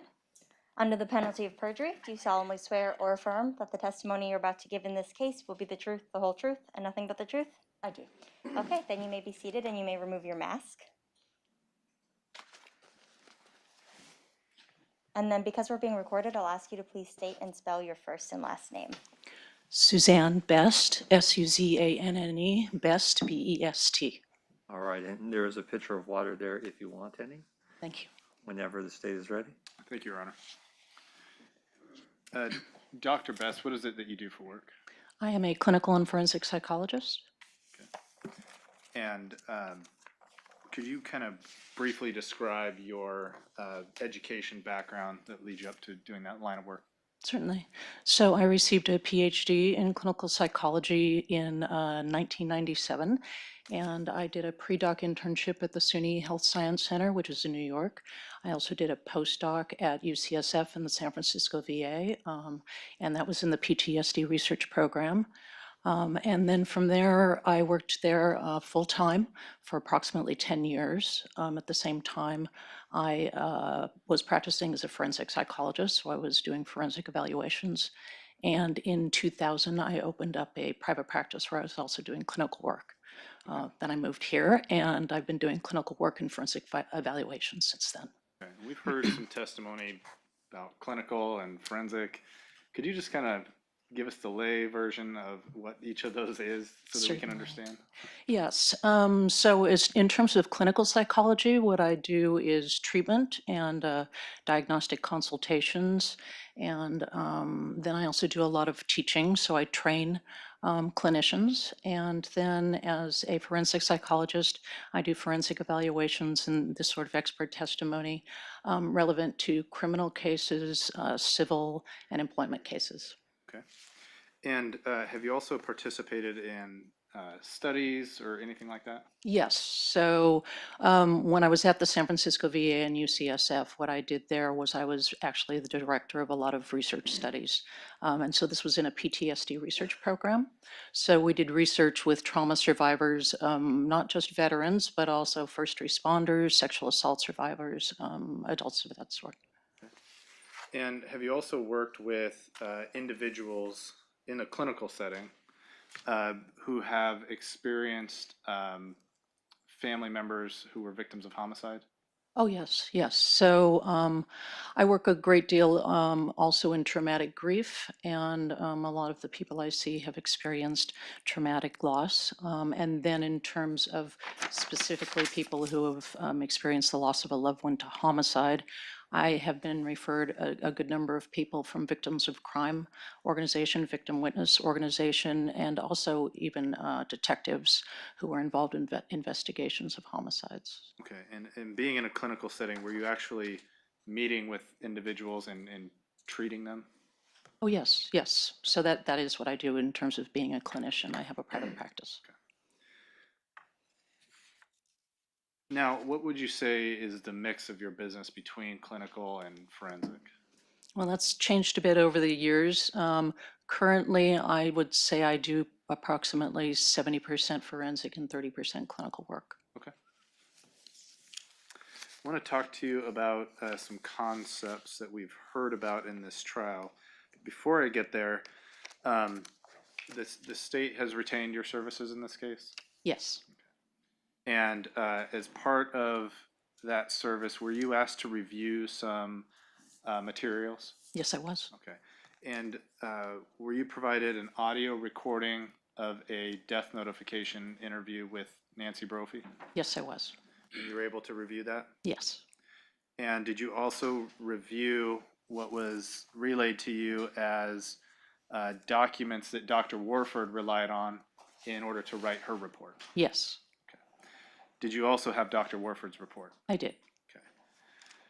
And I'm going to ask you some things about that report and some of her findings, but maybe in the context of some of these concepts that we're going to talk about. Okay. Yes. So one of the things that Dr. Warford testified about was the hair psychopathy checklist. Are you aware of what that is? Yes, I am. Okay. Have you used one yourself? Well, no, I haven't, because in the context that I work, it's not an appropriate measure to be using. Okay. And when you say in your work, are you saying forensically or clinically?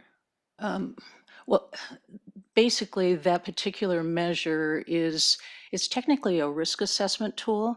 So it's used within prison settings generally by individuals who are looking to basically predict whether an inmate who's already been convicted, whether they will be recidivists or whether they have a violence potential. And so it's used as the risk assessment tool for violence, essentially.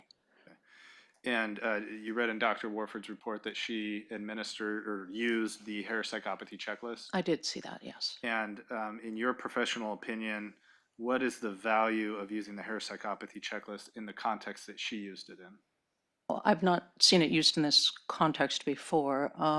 Again, it really is more a predictive measure of future violence. And in your opinion, is that I know it's called a checklist, but is it more subjective or objective? Well, the way that it's been administered and the way that the instructions are for those who are administering it is that you need to be a qualified clinician. And the idea is that you gather together all the data that you have on the person that you are assessing, and you use that data yourself as the clinician to then determine whether or not this individual meets the criteria for these psychopathic tendencies. And I think kind of in your answer, you maybe answered the next question, but I just want to make sure.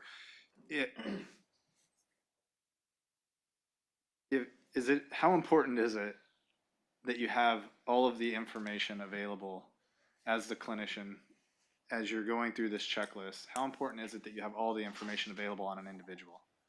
Well, the more information you can have, the more accurate your prediction will be.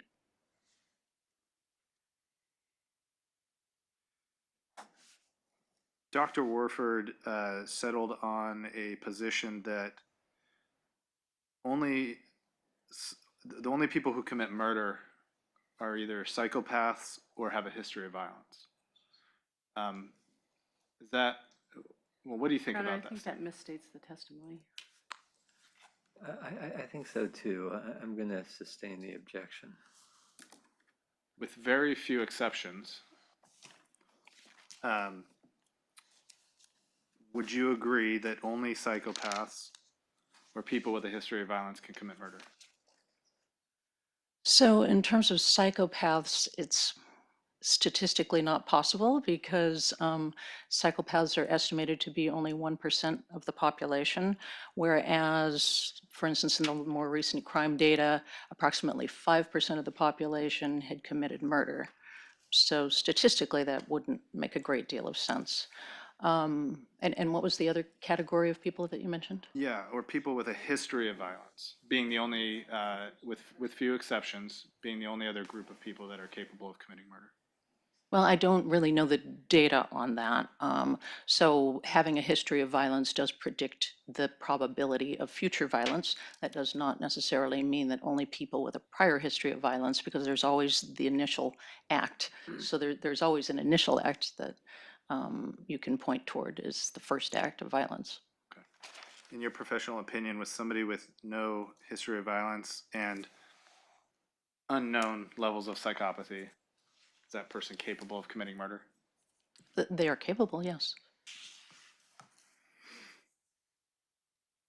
There's been a lot of discussion in this case about trauma. Does trauma take on different forms or different levels? Yes, there are different categories of trauma, essentially. And what are those categories? Well, so there's direct trauma or direct exposure to trauma. So that is when you yourself are being personally threatened with serious injury or death or sexual assault. There are categories of indirect trauma. So that would include witnessing a trauma occurring to someone else, and it can also include hearing about a trauma that has occurred to someone else who is a close friend or loved one. And so, if someone is told that their spouse had been shot and killed, would that be a vicarious trauma? Yes, so vicarious meaning it's something that you hear about rather than witnessing it.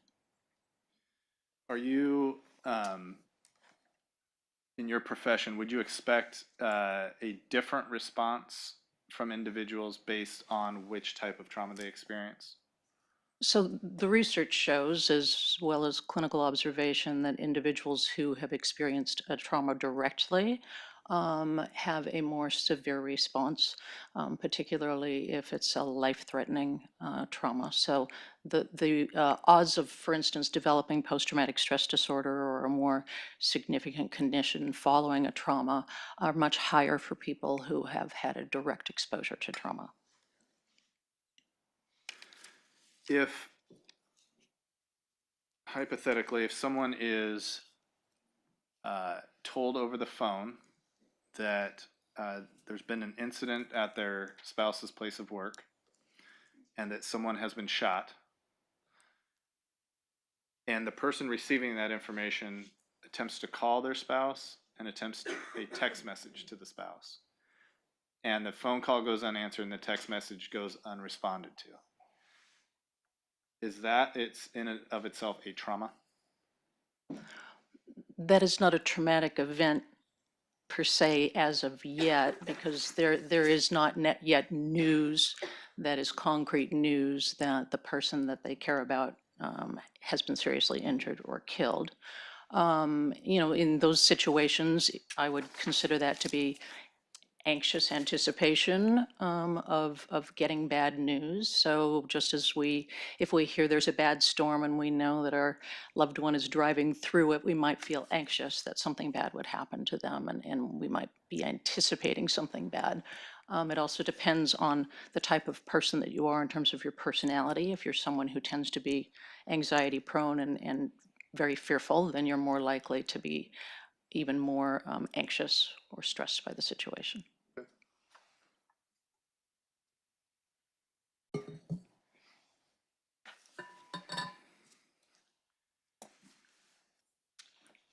The term shock has been used in this trial, somebody experiencing shock. Is that a clinical term, or is that a term psychologists use? We use it. It's not necessarily, it's not a diagnostic entity. It's not a symptom. It's just more of a reaction. But it's a rather popularized term, so it doesn't really have a great deal of meaning other than someone might be surprised or stunned by a piece of news or an experience.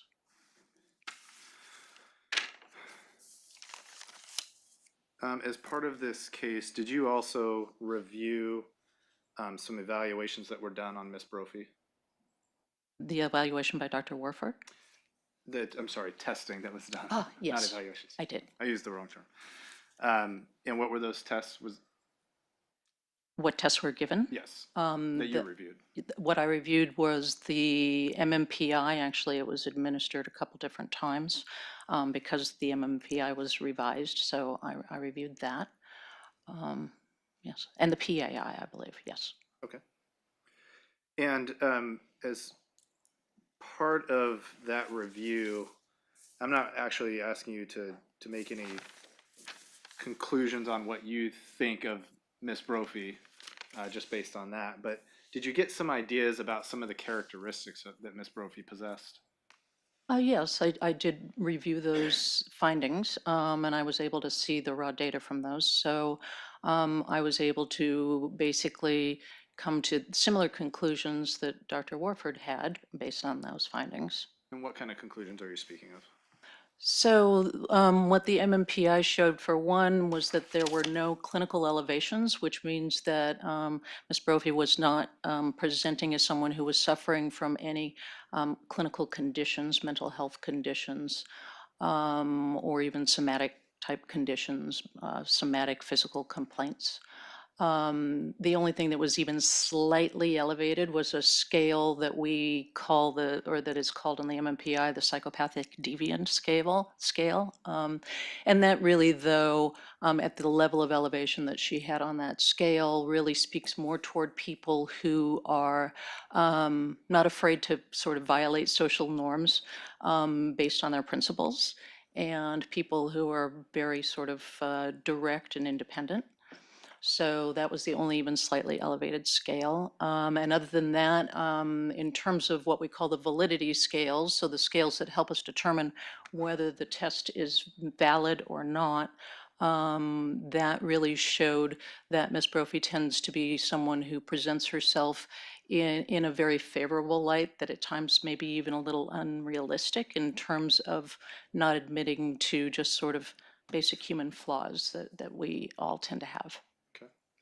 And what about, in general, and just all the materials that you reviewed, did you kind of get an idea for the level of Ms. Brophy's function, her intelligence, how she's able to get around in the world?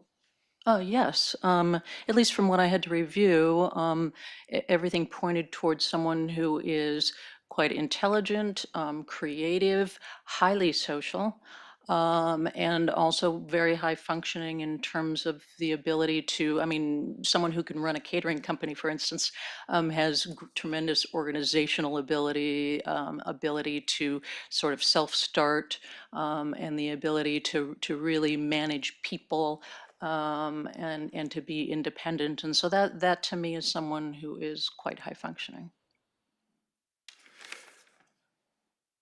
There's been quite a bit of testimony in this case about memory. Is that a field that you are familiar with? Yes. And what about how trauma affects memory? Yes, that in particular. That in particular. I want to talk about a couple different concepts regarding memory. I want to use a term called, well, first of all, amnesia. Is amnesia sometimes associated with trauma? It can be. And I want to talk about when somebody experiences trauma, are you expecting that, well, let's be specific. I don't want to get too far into generalities. That scenario that I talked about before, where somebody is told that their loved one has been shot and killed, their spouse has been shot and killed, a spouse of 25 years. When somebody experiences something like that, would you expect that any amnesia could be associated with that trauma? I'm sorry, could you repeat that It was question? a really long question. Yeah. I'll try to shorten it this time. Thank you. When somebody experiences that trauma that I'm describing, the being told that your spouse of 25 years has been shot and killed recently, when somebody experiences that vicarious trauma that you talked about, would you expect, or could it be possible that amnesia of some degree might be associated with that trauma? That's possible. It depends on a great number of factors. What other factors are you looking for? Well, to begin with, the factors that are most important are the individual themselves. So the thing that would make it most likely for someone to have some bout of amnesia relative to that event would be if they had a history of childhood trauma. So that's the greatest predictive factor for it, when it comes to that type of a trauma, vicarious trauma. Because someone who has a history of childhood trauma is more likely to dissociate in situations of stress of all sorts. Someone who has a history of mental illness, actually someone who is younger rather than older, is at greater risk for developing more of a dissociative trauma, amnesia in that situation. Those are the primary, and then someone again who is prone to anxiety and fear. So someone who has that type of character or personality makeup would be more likely to have some sort of dissociative amnesia. Considering all the materials that had been provided to you regarding Ms. Brophy, did you see any reason to believe that she had a history of childhood trauma? She denied that she did, according to Dr. Warford's report. Okay. And when you say she, you're saying Ms. Brophy denied? Yes, Okay. yes. And any of the materials suggest that Ms. Brophy was suffering from a mental illness? No. Obviously, you knew Ms. Brophy's age at the time. Yes. So you mentioned that one of the risk factors would be a younger age. That's right. Okay. And then was there anything in there that suggested that Ms. Brophy was or was not more prone to anxiety?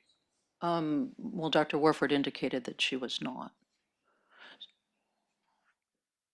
So in your professional opinion, did you see any of those risk factors for amnesia with Ms. Brophy? No, I did not.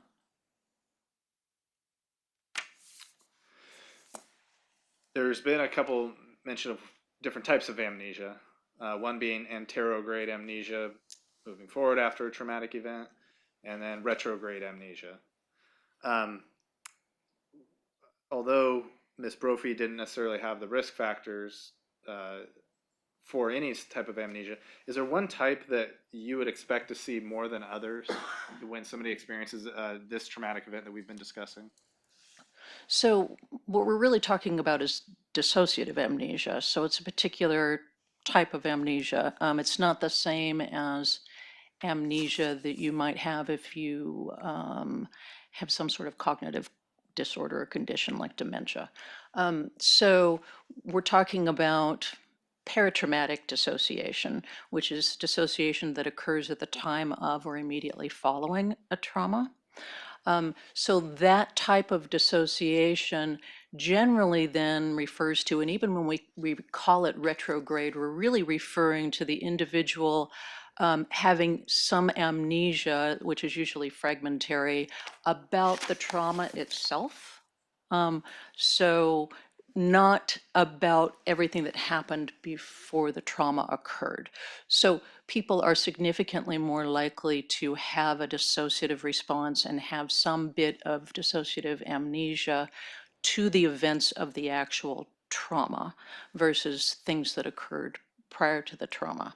And then anterograde amnesia is when you've gone through something traumatic and then you can't remember what you did the rest of the day, which also often can happen. And I also want to, I guess, differentiate between, is there a difference between somebody who's the traumatic event is a physical traumatic event, meaning some sort of head injury or something, as opposed to hearing about, like we've talked about, a vicarious trauma? Well, that if a head injury accompanies a trauma, like even let's say this is very common with more recent veterans, where they experience a head injury in the context of combat, then you're talking about the combination oftentimes of traumatic brain injury and PTSD, which has a lot of complicated overlapping symptoms, many of which are memory impairment and a difficulty remembering the trauma. So that a head injury is an entirely different circumstance. Now, a direct trauma, as we talked about before, is more likely to cause someone to develop some type of amnesia or dissociative response, and especially if the trauma is more prolonged or if it's repetitive. So the people who are most likely to develop any type of dissociative amnesia, particularly a huge hole, because a 3-hour gap in your memory is very, very significant. It's not the same as I can't remember exactly what I ate for breakfast, but I can remember the rest of my day. So that's a huge hole in one's memory. And that is really very unlikely to occur in circumstances of vicarious trauma, but more likely to occur in circumstances of direct trauma, and especially prolonged trauma, or if you're a child, or in circumstances where you just have repeated trauma, such as a domestic violence victim. What about the idea that somebody is so creative that they dissociate on a routine basis? At least in my field and among my colleagues, we would not define that as dissociation. And that is because dissociation is actually, it's pathological. It's a symptom of an illness. It is not something that someone can control in any way. It's involuntary. And it's really, dissociation is a proxy for pain. It's what we do when we cannot tolerate the pain or the painful emotions of a particular experience or a memory. So that is really what dissociation is. The term I would use to characterize going inward instead of being outward, going inward and focusing on a creative idea. That's more what we would call absorption, or sort of absorption like what you experience when you're reading a really good novel, and you get really pulled into that and you're part of it in a sense, or you might even be visualizing what's happening to the characters in the novel, but you're not dissociating in that circumstance. You're absorbed. You might, someone who is a writer and works that way, you might even call them fantasy prone, where they have the ability to really go inside their head and create fantasies. But again, that is not what I would consider to be dissociation. So to understand, make sure we understand the difference, when you say somebody who's absorbed goes into their fantasy, if that person's interrupted or they just sort of end their session or whatever, are they then unaware of where they were, their surroundings, things like that? No, if that were the case, they would be dissociating. If you just you can't help yourself and you suddenly go into, you're in the middle of a conversation, or you get up, you get up in the middle of the night and you're wandering around and you don't know where you are and you're in your head, or you're if it's just coming out of nowhere and you have to stop everything you're doing and don't know where you are. Or for instance, if you're driving a car, so I have had unfortunately quite a number of clients with PTSD who have had a dissociative experience while they're driving, and have gotten into all kinds of different car accidents because of it, because they just completely lose track of where they are and they're back at the time of their trauma.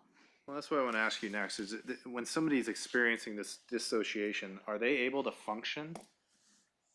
No, I mean, when I have someone dissociating in my office in the middle of a session, it can take quite a lot for me to bring them back into my office. I have to go to where they are. I have to, touch them in a way that won't feel threatening or that won't scare them. And I have to say their name repeatedly, and I have to do all kinds of things to help ground them and bring them back to the present, to reality.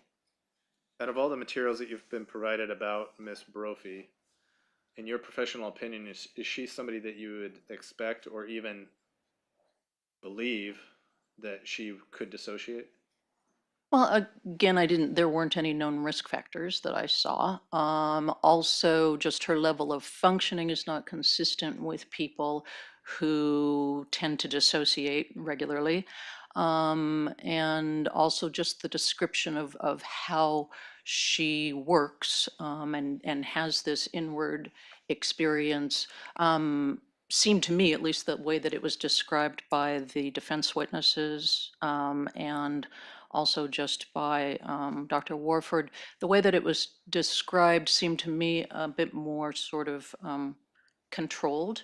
I'm going to go sit in this chair, or I'm going to go sit in this bed, and I'm going to go into this space, or I'm even going to go drive my car and I'm going to go into this space. But it's more of a planned, intentional way of working.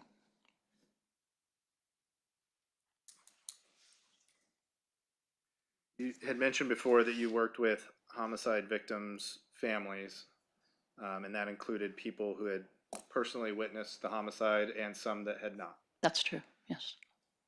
In that experience and all the people that you treated and worked with, had you ever seen what's being talked about in this case?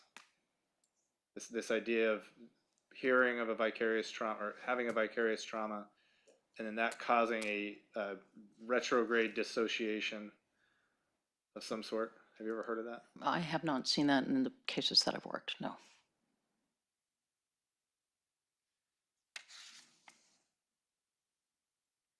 We heard a definition of trauma, and part of it was the suddenness, and not having control over the situation. Is it fair to say that if somebody actually did shoot and kill their loved one, that's not a trauma? The only reason it's not is because it's not unexpected.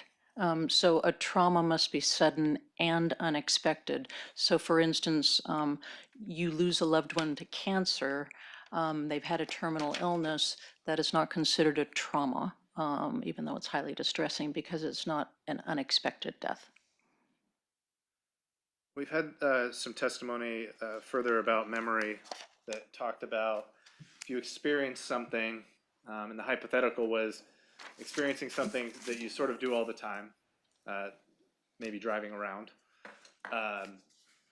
and several hours later you have that vicarious trauma, and that somehow that vicarious trauma has now prevented you from committing to memory this prior act that you were doing that was sort of a mundane task.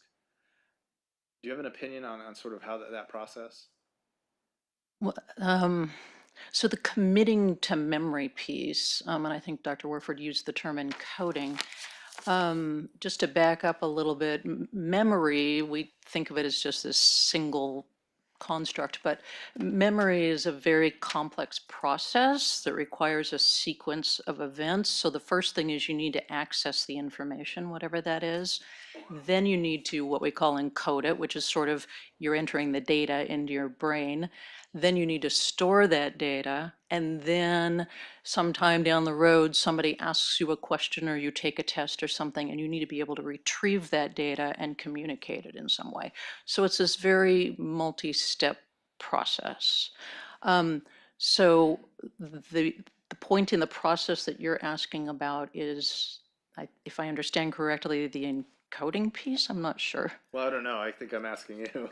Okay. And what I'm asking is something you do something, and then several hours later, you have this vicarious trauma.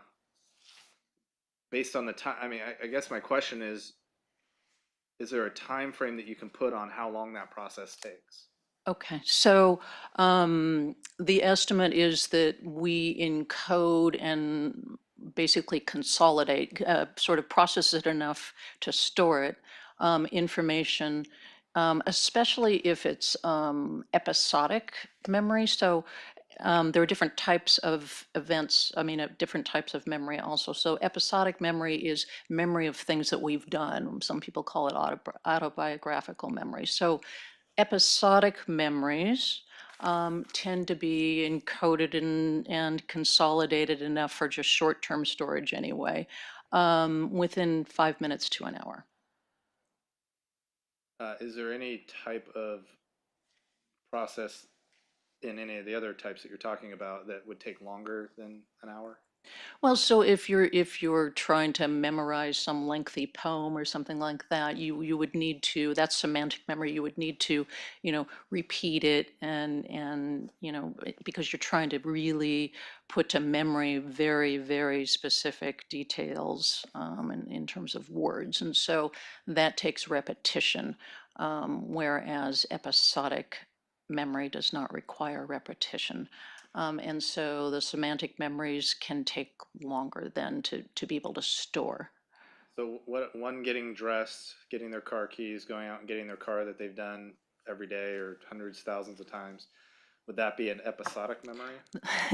That's a procedural memory. Okay, let's talk about that. Yeah. So that's how you learn to fry an egg. You know what to do first. You put in the butter in the pan, and then So that getting your key, getting dressed, getting your keys, that's procedural. Okay. Yeah. And what, in terms of time frame, how long does it take to commit a procedural memory? Well, procedural memories, again, comes from routine. So it's just sort of what we tend to do every day to prepare to go out the door.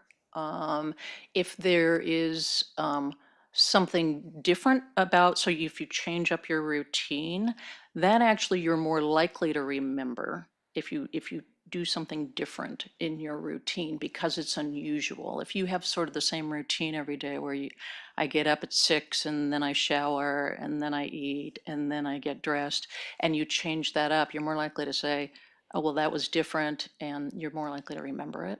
Okay. And about how long does that take? I don't know if you can put a number on it, but That I don't know. Okay. I don't know.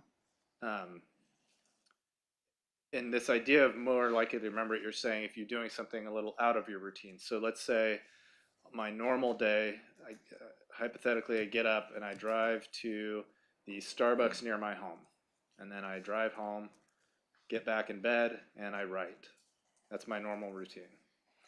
But on a particular day, I decide to drive to a different town, 10 minutes away, and I don't go to Starbucks. I just drive around and then head home. Is that what you're talking about? Because it's different from what I normally would do? Yes, Okay. yes. And you're saying that I would be more likely to remember the event where I drove to the other town 10 minutes away and drove home? In terms of the details, yes.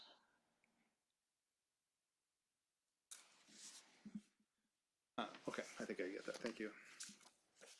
I want to talk about this idea of,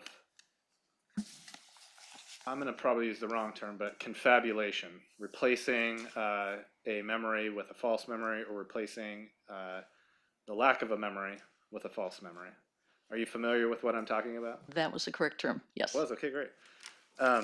What is, I mean, did I define it appropriately, or do you have a different definition? You did, you did. Do you typically see that happen in car crash cases? Or is that, I guess, where would you more typically see it? Would you see it more typically? Dementia. In dementia, oh, okay. Yeah, yeah. So people who are developing, especially when they're in the early stages of dementia, and they can't remember where they put something or what they did that morning, they just, in part out of embarrassment and in part because they're feeling very, anxious and insecure that they're starting to lose their memories, they tend to sort of insert things in the holes essentially of their memory. And so, their son will say, where did you go today? And they'll say, oh, I took the dog out for a walk. But then in the end it'll be, well, Mom, your dog passed away 2 years ago. So it's that sort of a thing where they do insert memories into the holes that they have. And assuming somebody's Actually, Mr. Overstreet, let me stop you there. We're very close to 4:45, unless you think the next one is a quick question and answer. I can just ask it tomorrow. Let's break till tomorrow then, and let's plan to be on the record at 9 o'clock. Okay, we'll go on first. Okay, all right.